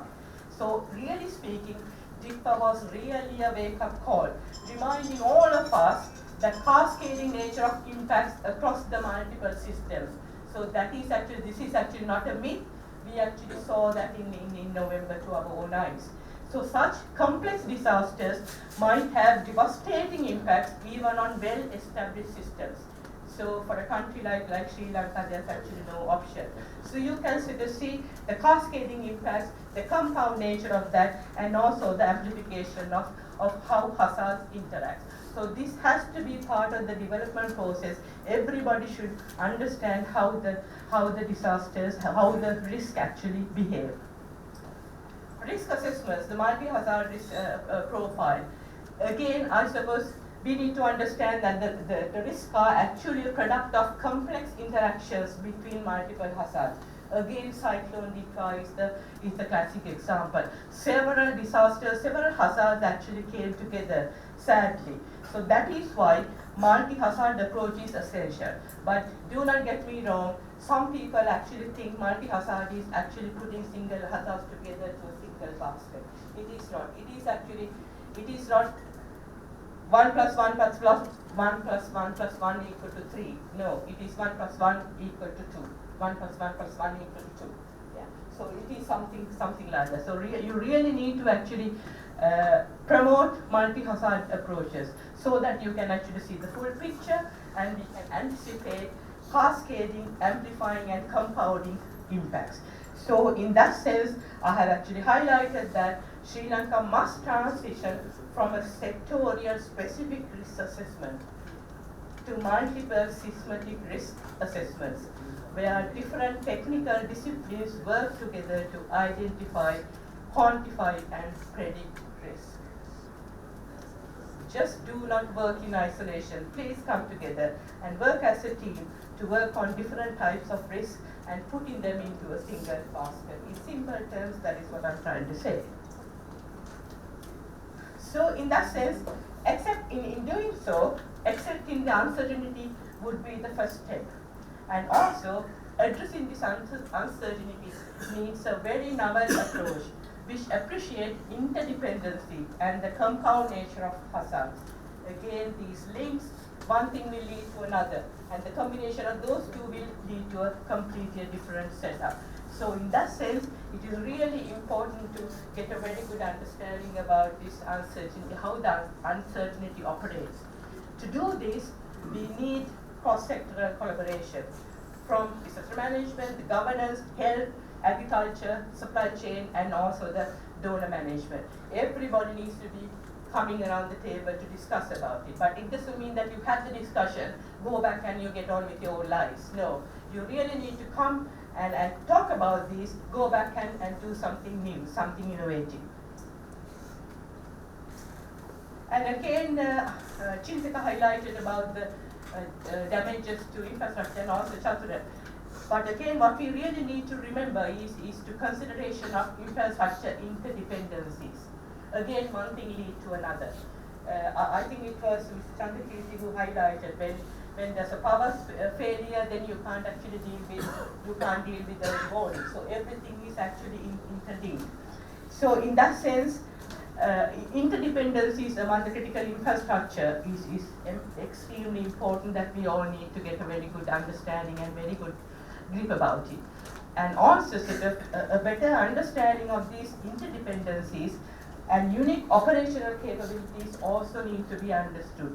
If there's a failure in one system, what do we do with it? I think I saw in the slide, I think Chinthaka had, I think Mr. Chandrakeerthi, redundancy element. I think it was you who had that. We need to have kind of redundant systems. So in that sense, in Sri Lanka, it is no secret that much of our infrastructure to the railway lines in our country.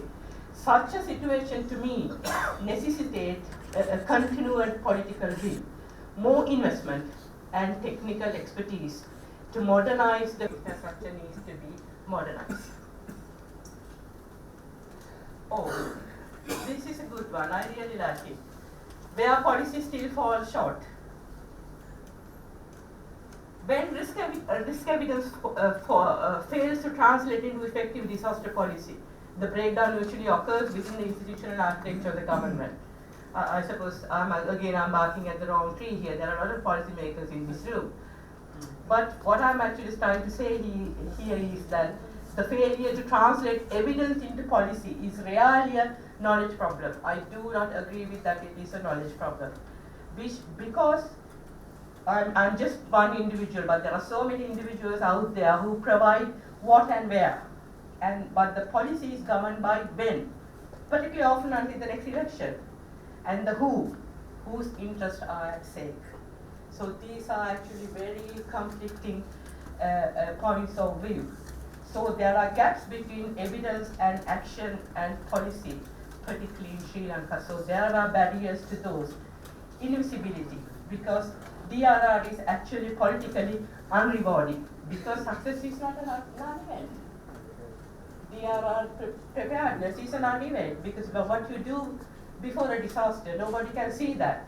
But what you do after a disaster, with a lot of mics and the media around, people can see that. Yeah, so it is actually an event. Knowing, doing, gap in the governance. Let me get into that later. Cognitive biases. Humans are psychologically and poorly equipped to process disaster evidence. Sadly, I'm not saying that the people who actually study how the mind works with the human psychology have said that. And also the communication and the actionable knowledge, where scientists and the policymakers speak the same language. Sadly, Sri Lanka is a classic example where these people, not only 2-3 languages, they speak about 10 languages.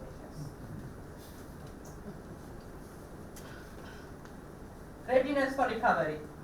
You need to excuse me, I have a severe allergy for dust and low quality air, the doctor said to me yesterday. Build back better. We need to be ready for build back better. We shouldn't be only ready for provide response. So we really need to be ready for build back better. So in that sense, it is essential that pre-disaster recovery preparedness is in place. So again, what I'm showing you is that examples that are in place. We really do not need to reinvent the wheel. There are systems in place which have been validated and signed off by several countries. So these things can be easily operationalized.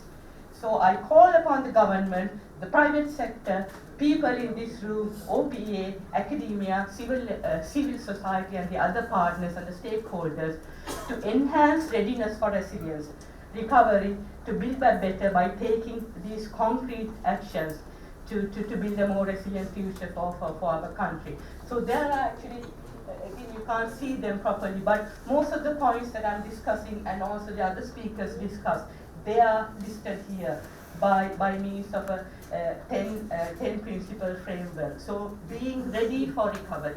So even before something happens, you actually think about what am I going to do from the point of view of recovery when the next disaster occurs.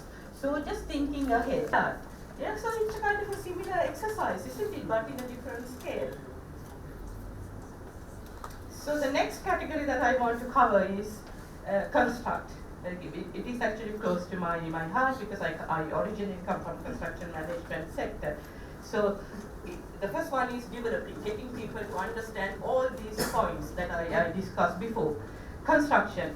I think Chathura touched base on this. Integration of disaster risk reduction to post-cyclone reconstruction is very, very important. To navigate the multi-dimensional vulnerability that we all have been talking about, must integrate DRR beyond theoretical frameworks into practical implications.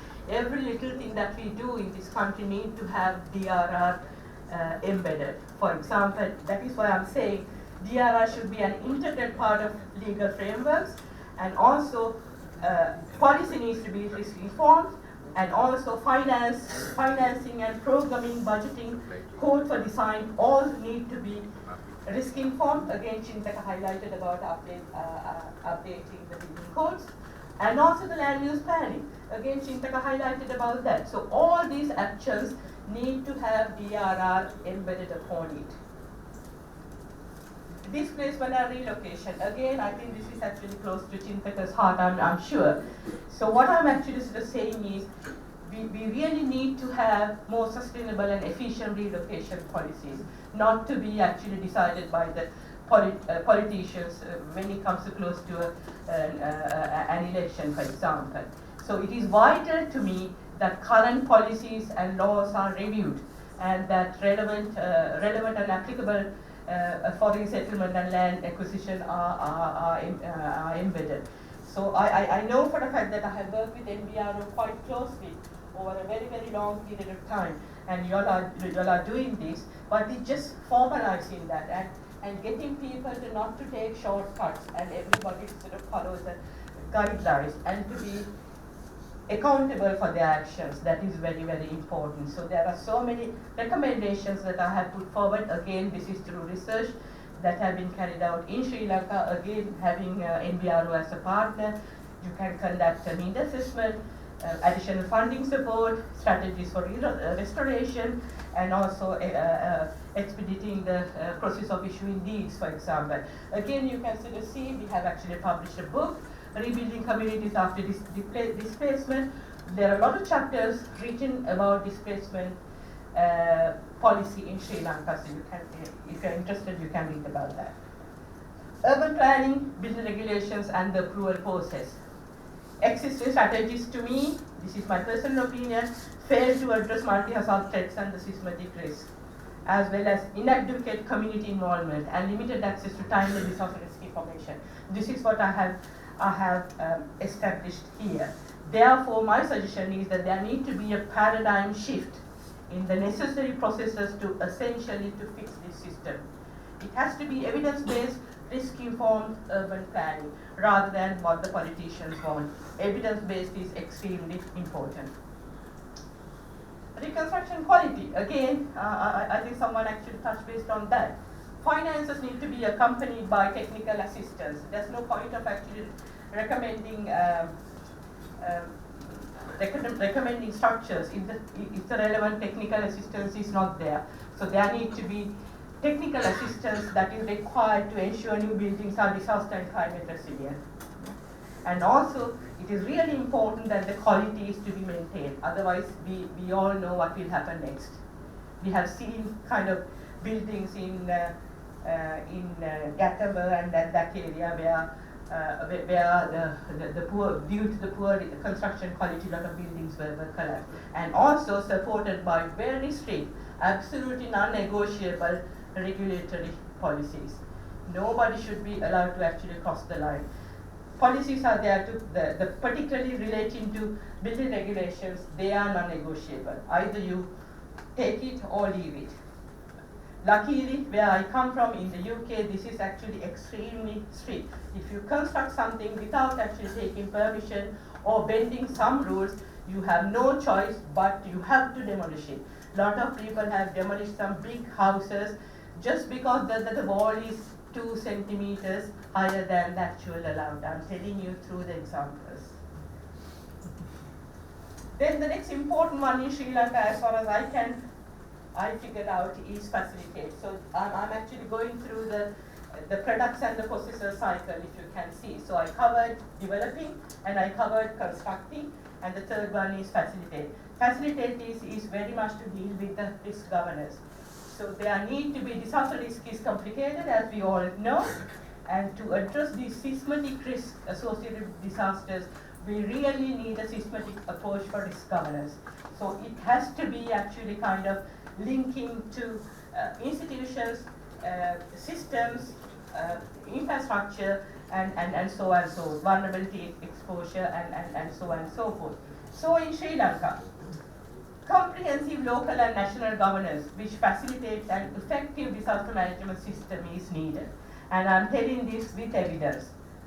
Two of my PhD students, I'm not going to make names, did their PhDs on DRR governance and accountability in Sri Lanka. Absolutely fantastic students. They completed their studies in flying colors. This is actually one of the students what they discovered. So I use the term they, otherwise you will pick up who the person is. Layer 1, layer 2, layer 3. Our country is very small, but our system is so complicated. Whereas where I'm coming from, just one system, from Westminster until the local councillor, just one line of flight. But in Sri Lanka, we have 3 layers, as complicated as ever. So you can actually sort of see how complicated the system is. Therefore, there's a need for governance structure to be reformed by establishing a strong legal framework. No matter what you do outside this, if the governance framework is not established, all these efforts could well be in vain. So this is actually to me, this is actually the priority to get the governance sorted for DRR in Sri Lanka. So at the minute, this is the DRG operational framework. But that's actually, again, are there any clear legal mandates for agencies to operate? So I will put them as questions. Whether the central agencies take a more active role, and how do they deal with policy changes? And also, what sort of an organizational culture do they have on DRR? Okay, so I'll put them as questions. That's easy for me. And what do we do at city level? Again, an initiative like city disaster risk reduction. In Sri Lanka, these things come and go. When there's a major initiative, you launch it and then have a kind of a big function, launch it, and then when that period is over, it is gone. But in most of the other countries, but this is actually not a developing country problem. I work with Bangladesh, Indonesia, Cambodia, Vietnam. They still actually do these type of activities at the city level. It has 10 essentials, so you check the ability of your city or the local authority at that level to see whether the city is ready for disasters. You can see pursue number 4, pursue resilient urban development and design. Yeah? Strengthening institutional capacity. So all these are there. So if you actually satisfy these things at the city level, automatically it will actually sort of have a major impact. Accountability. Of course, to me, accountability is the other side of the coin of governance. Accountability to me is an essential component of good governance. You can't be responsible but not to be accountable. Sorry, you can't. You have to be responsible, and if you are in an authoritative position, you are accountable for your action. Even at the house level, that is what my husband decided. If I get my fish curry wrong, I am responsible for that. Yeah. So likewise, at every level, it should be like that. Accountability leads to a legal obligation, particularly at the country level, on the side of individuals and organizations. Therefore, the responsibility and the accountability needs to be embedded into the governance structure of Sri Lanka as far as DRR is concerned. Next one, do I have time? I have two other categories to go through very quickly. Thank you. Stimulate. This is actually about so we talked about the governance and then stimulating the economy as part of the reconstruction process. Mr. Chandrakeerthi actually touched based on that. There's no point of building these physical structures if we just don't carry the people with us. So this is actually what it is. Disaster finance.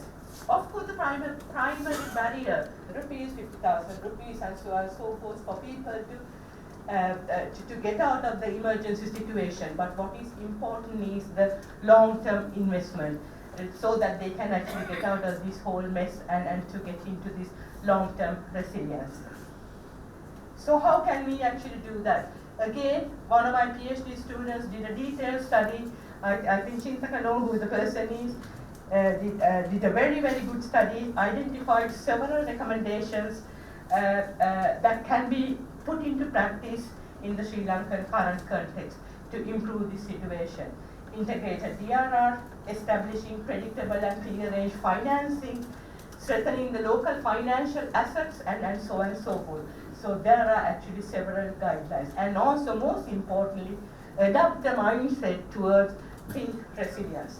Not think response and the money comes with it, but think resilience. Stimulating the local economy. This is very, very important.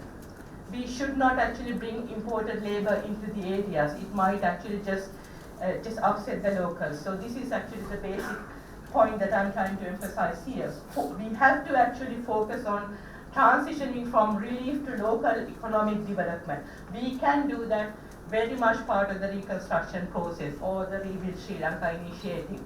In that sense, we can actually increase the local labor and skill integration. We can actually need to target the SME recovery at the local level, and also in doing so there can be localized procurement systems. Again, I think I'm barking at the wrong tree here.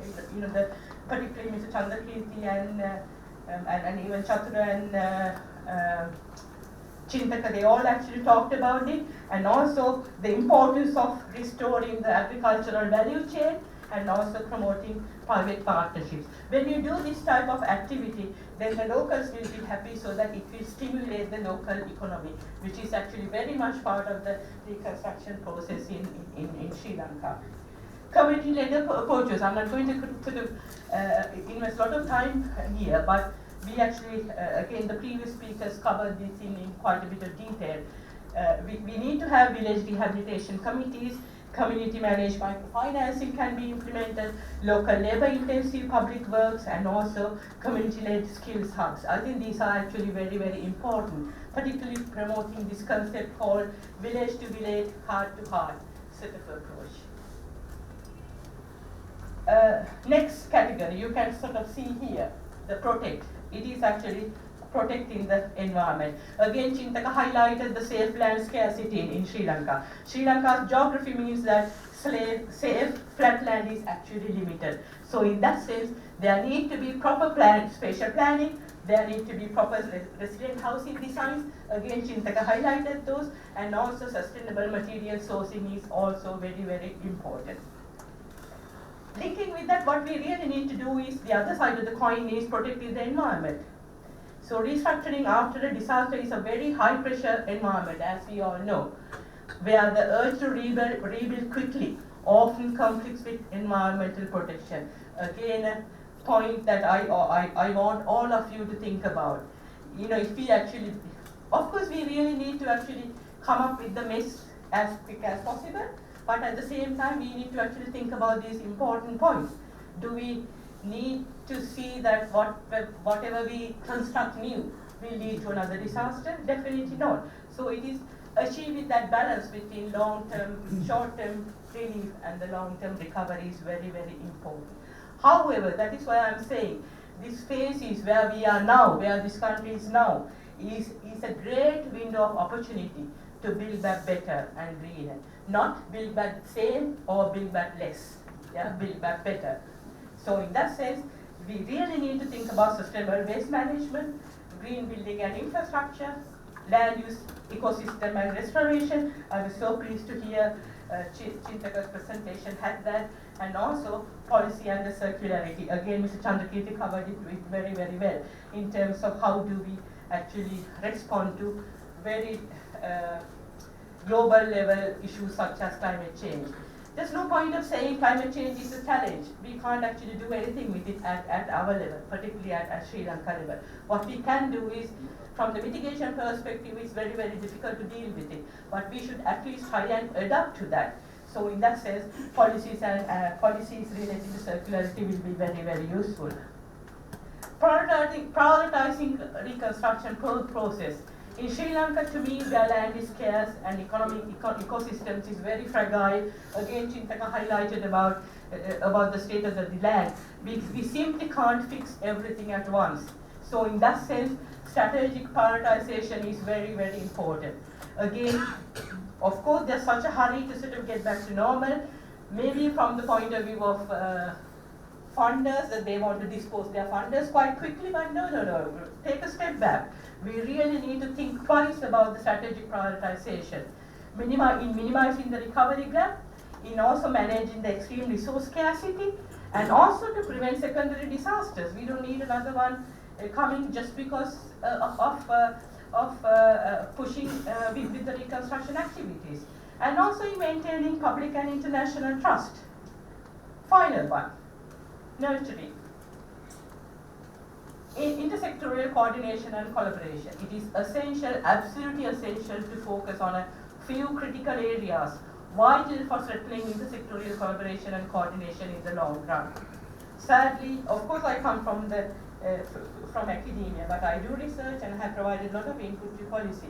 And there have been actually a lot of forums and forums and seminars and workshops that are taking place in Sri Lanka on this topic. But to me, the people who are doing research, who are actually very close to the communities and have identified key points, a lot of people aren't involved in any of these discussions. So I think it really shouldn't be the case in terms of intersectoral coordination.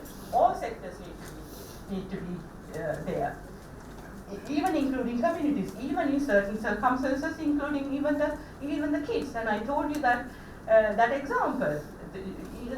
Maybe that they have some really good points that they can actually highlight. Okay? So again, need to capture the needs of the displaced communities, and I know for a fact that NBRO is doing that, but I just wanted to highlight that it really shouldn't, the country should continue with that. And also, again, NBRO was part of this research as well. A lot of best practices for host and displaced communities were identified. Again, I'm not going to go through them around so many points, but again, these are well written and again open for people to read. And also, finally, we need to actually make the communities disaster ready. So in that sense, the communication is very, very important, and to get people to actually trust the system is very, very important, so that people are actually ready for the next disaster. Not that I really do not wish that there will be a disaster of this scale in time in the future, but communities need to be ready.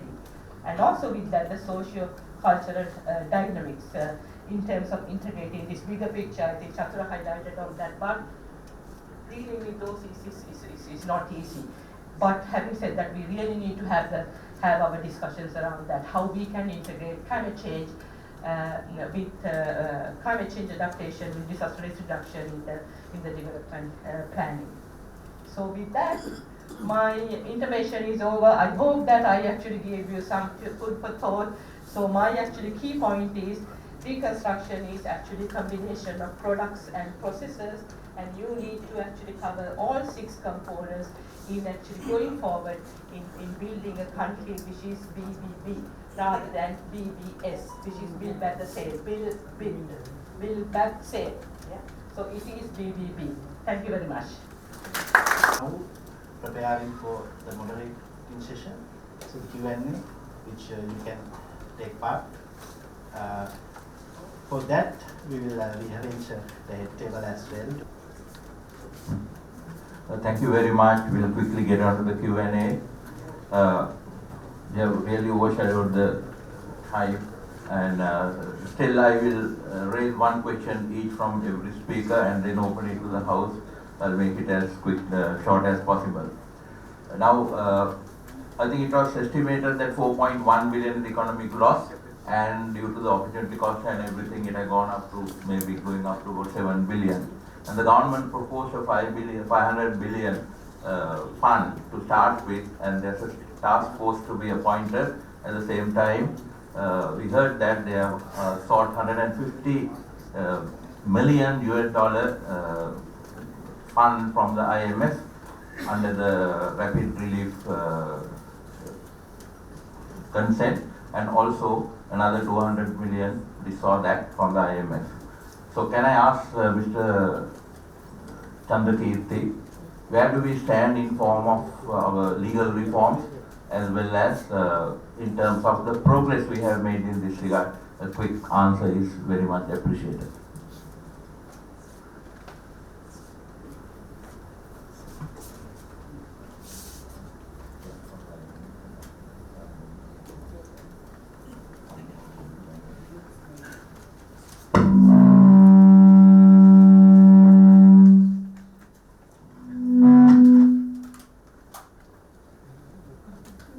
Okay, thank you very much.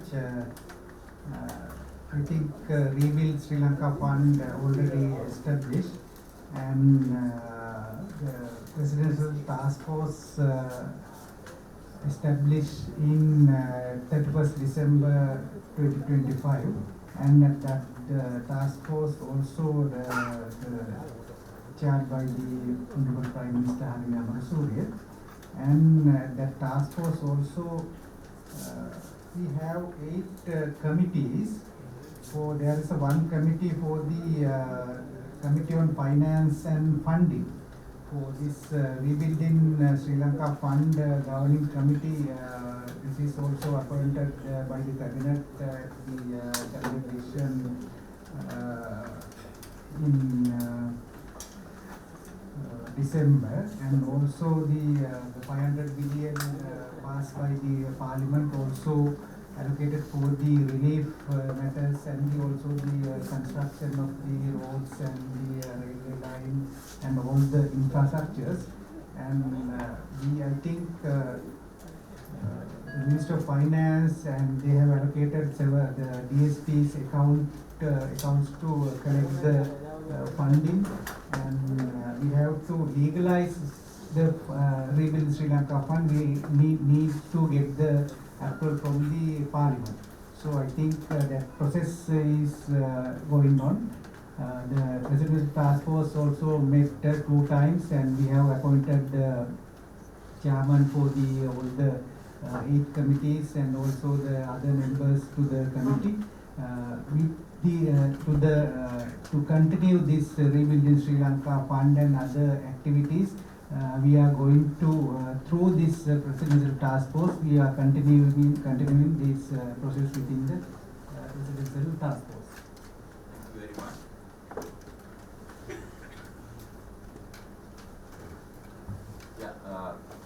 So my next question goes to Professor Dilanthi. She's the only academia who is represented, which I forgot to mention, in addition to the 3 government verticals. Now you mentioned about the importance of urban planning. So how do you think that we could integrate the climate resilience into the urban planning in Sri Lanka?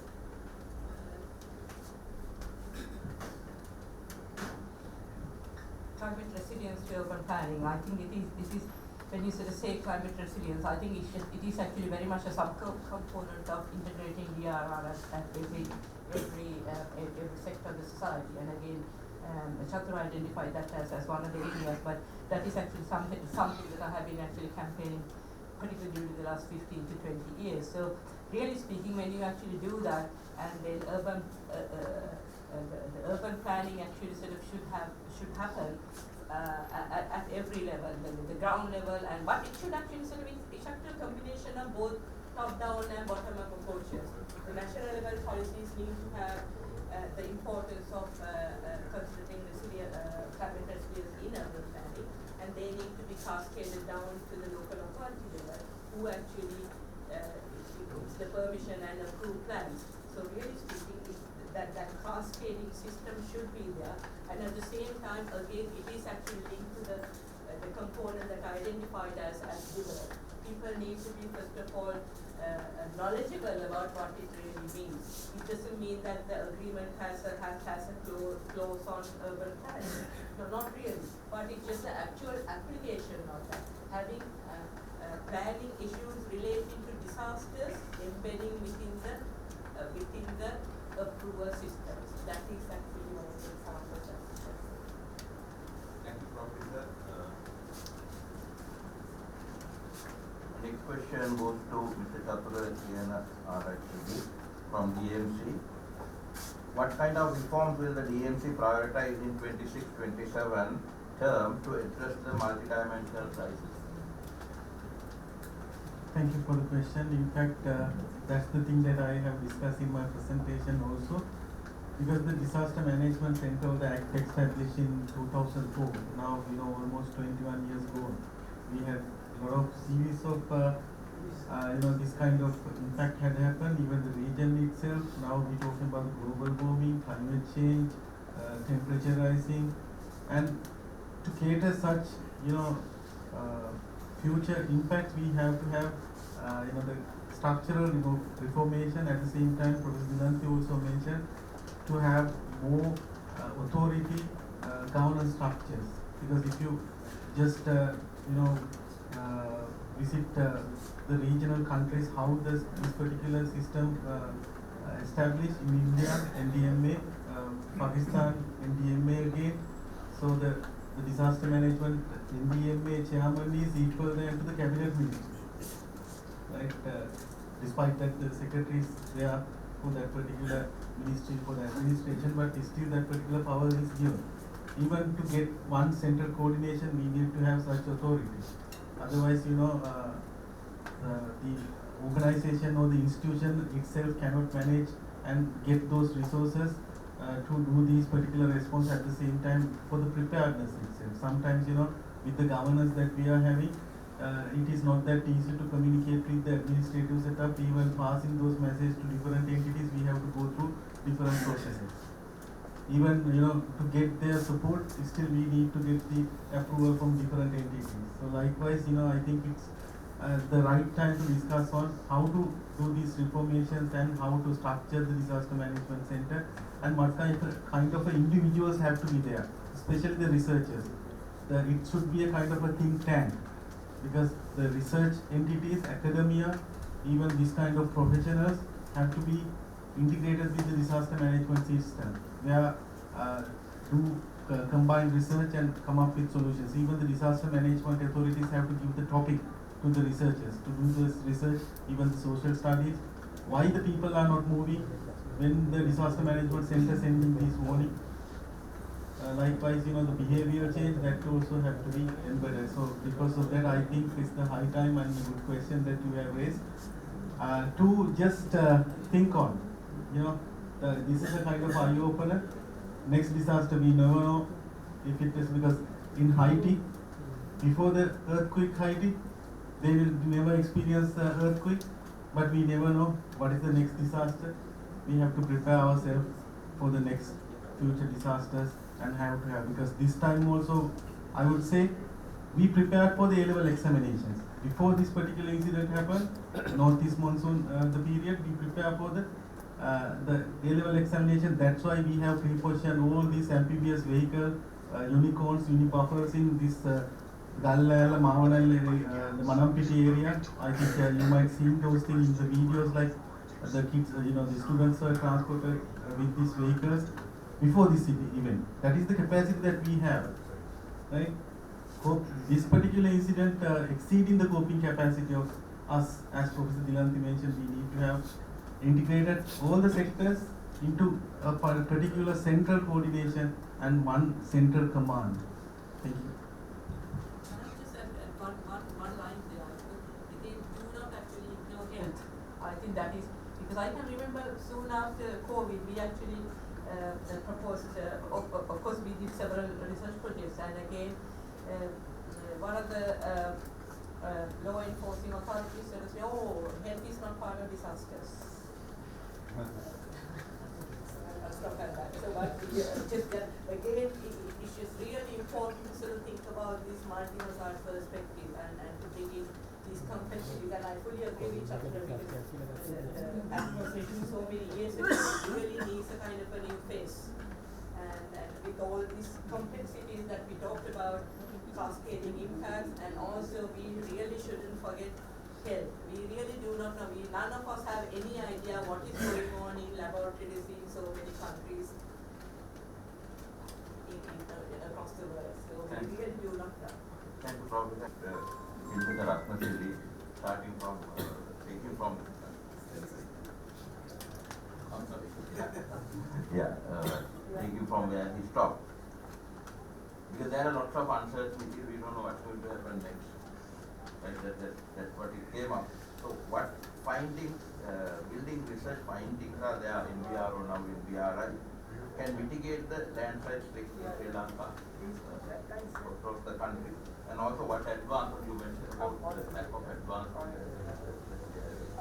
And whether what kind of findings and what kind of processes are there, what kind of efforts are being taken in order to handle this challenge. Yes, I think first thing this land use regulation, set the regulation at local level is very important because we have national level planning and we have several plans for the in order to manage the land use. Our disaster, I think, mainly issues of our land use system. Right? So we have several plans, but implementation at local level is very minimum. We know that people migrate for better opportunities, better living conditions, right? Better income sources, and we have to rearrange our settlement pattern to take the people at high-risk areas in the safer land. We have to promote investment in safer areas, right? So we have declared areas for the purpose of particular development. So at national point of view, I think that's very important when we mitigate the risk in next few years and in future. So rearrange our land uses, focusing on safer areas, and also building the approval process, enforcement at local level. And we know that in order to minimize the future risk, that enforcement and approval system is very important. And when we consider our local authority build approval system, and only the build approval system is very much effective in declared areas for those urban development. UD will carry this are there in local level, but other areas, non-declared areas, there are no proposed system established for building approvals. Actually, there are housing and development ordinance established in 1980s. That's I think first kind of ordinance established for managing construction. Still, that is ineffective for local authorities, but we have not updated that, and when the local authority members are not aware about such provisions. So we need to establish our building approval system at local level, and also a decentralized system. We have all centrally we discussed, we have national plan, everything established, but when we go to implementation at local level, very minimum. We have plans, but I think that about 70% should focus at local level establishment, implementation, and local level decision making system. And central level we should have strategies and also policies, and also to support the local level. But we have to strengthen local level decision making about the building, development, planning, approval system. That's very important for the future. In the what's the truth of it? In many places, but some experience in managing these releases. So related to that, I think there was a standing operation, arrangements that they have, but it has not been implemented properly. That was the criticism, which we don't know yet because that will be investigated, but no one can say. But the other thing, somebody was talking about this bridge, railway bridge. Because you can see after this Chathura flood, I went to Kandy and I saw a lot of debris in the Mahavali river. Now no one is bothered about the river. When you release water to the river will have to take care of it. Who is going to look after the river?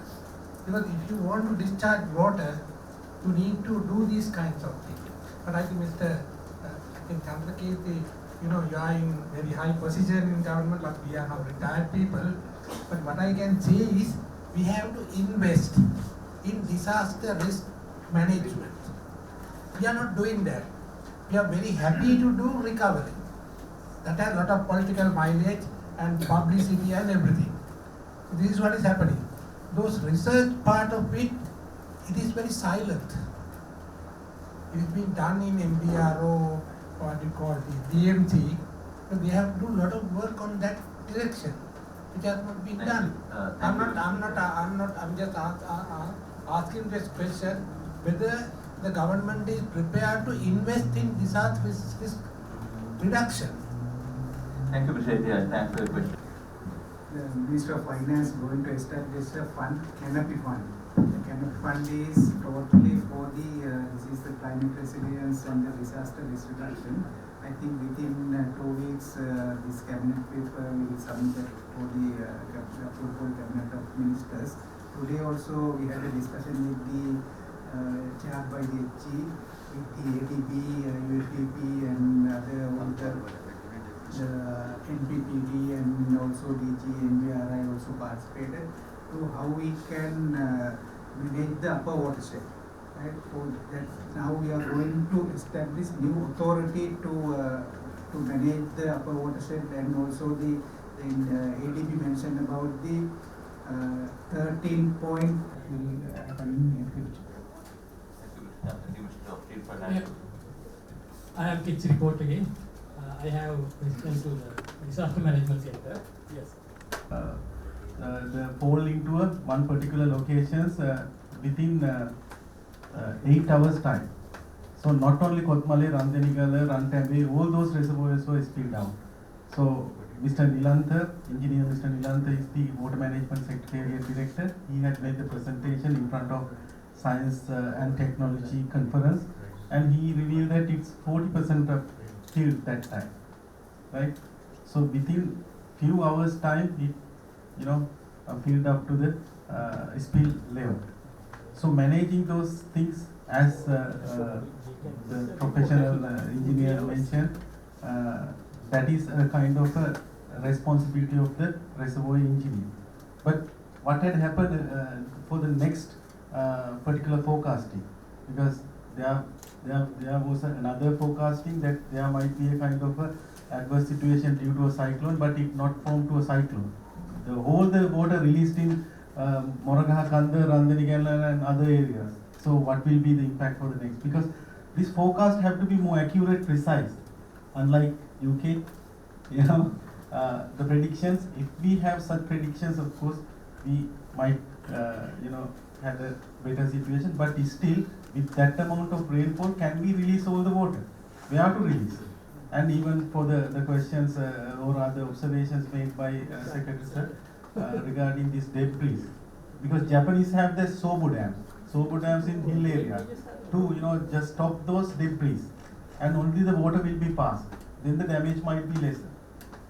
But for that we need a lot of investment. Even for the Rathnasiri mitigation, it's a billion project. But if that particular project in place, definitely Rathnasiri flood will not be there. So where those investment have to be pumped on? Even the mitigation projects, Disaster Management Center receive annually 500 million.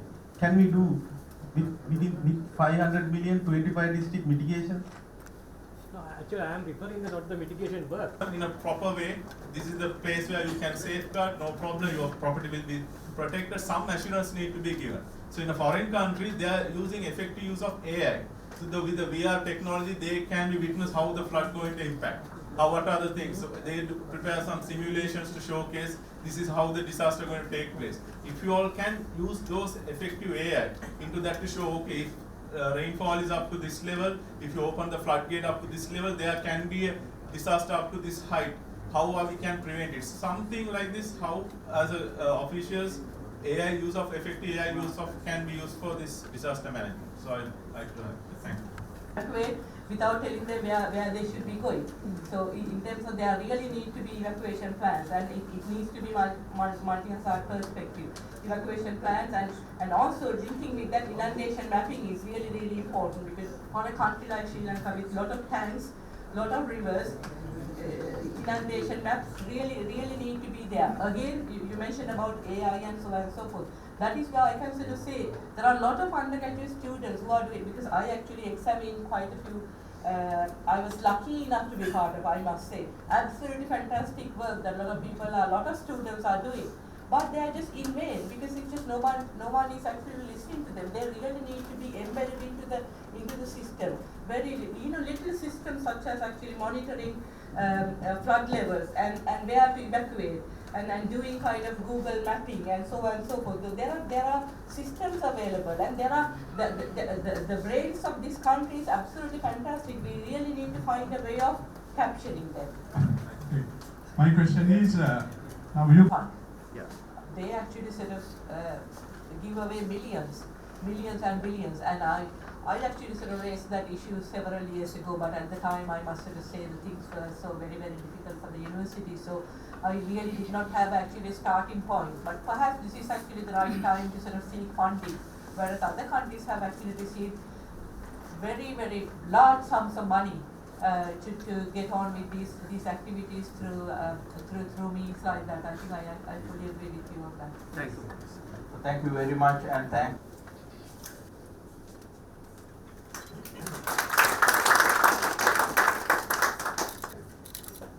He spoke about how we have to prepare when. So thank you very much. Can you write on those initiatives? Factfulness of her contribution was such that she got a sudden invitation to meet her. Speakers today, we greatly appreciate your setting aside your valuable time to be here with today. Your expertise and the views have been immense benefit to this gathering. I must thank to our chairman, Mr. Banu Vijayaratna, and the members of the National Issues Committee, as well as the chairman, Engineer Chamil Edirimuni, and the members of the Seminars, Workshop and Programs Committee for organizing this important event. I would like to extend my gratitude to President Galeva, Tisil Silla, and the Treasurer, Darshan Vichema, for their leadership and the guidance for our event. Then my appreciations goes to today's moderator, OPA Vice President Mr. Banu Vijayaratna. I would like to also commend the Center Director and the staff of the OPA and the Secretariat for their support. Even our thanks goes to our sponsor for this event, Alex Projects Limited. Even finally, I must thank the audience for your active participation in the Q&A session. I would like to now invite everyone for the join for a dinner at our restaurant. Thank you very much. And I invite all the members come for a photograph.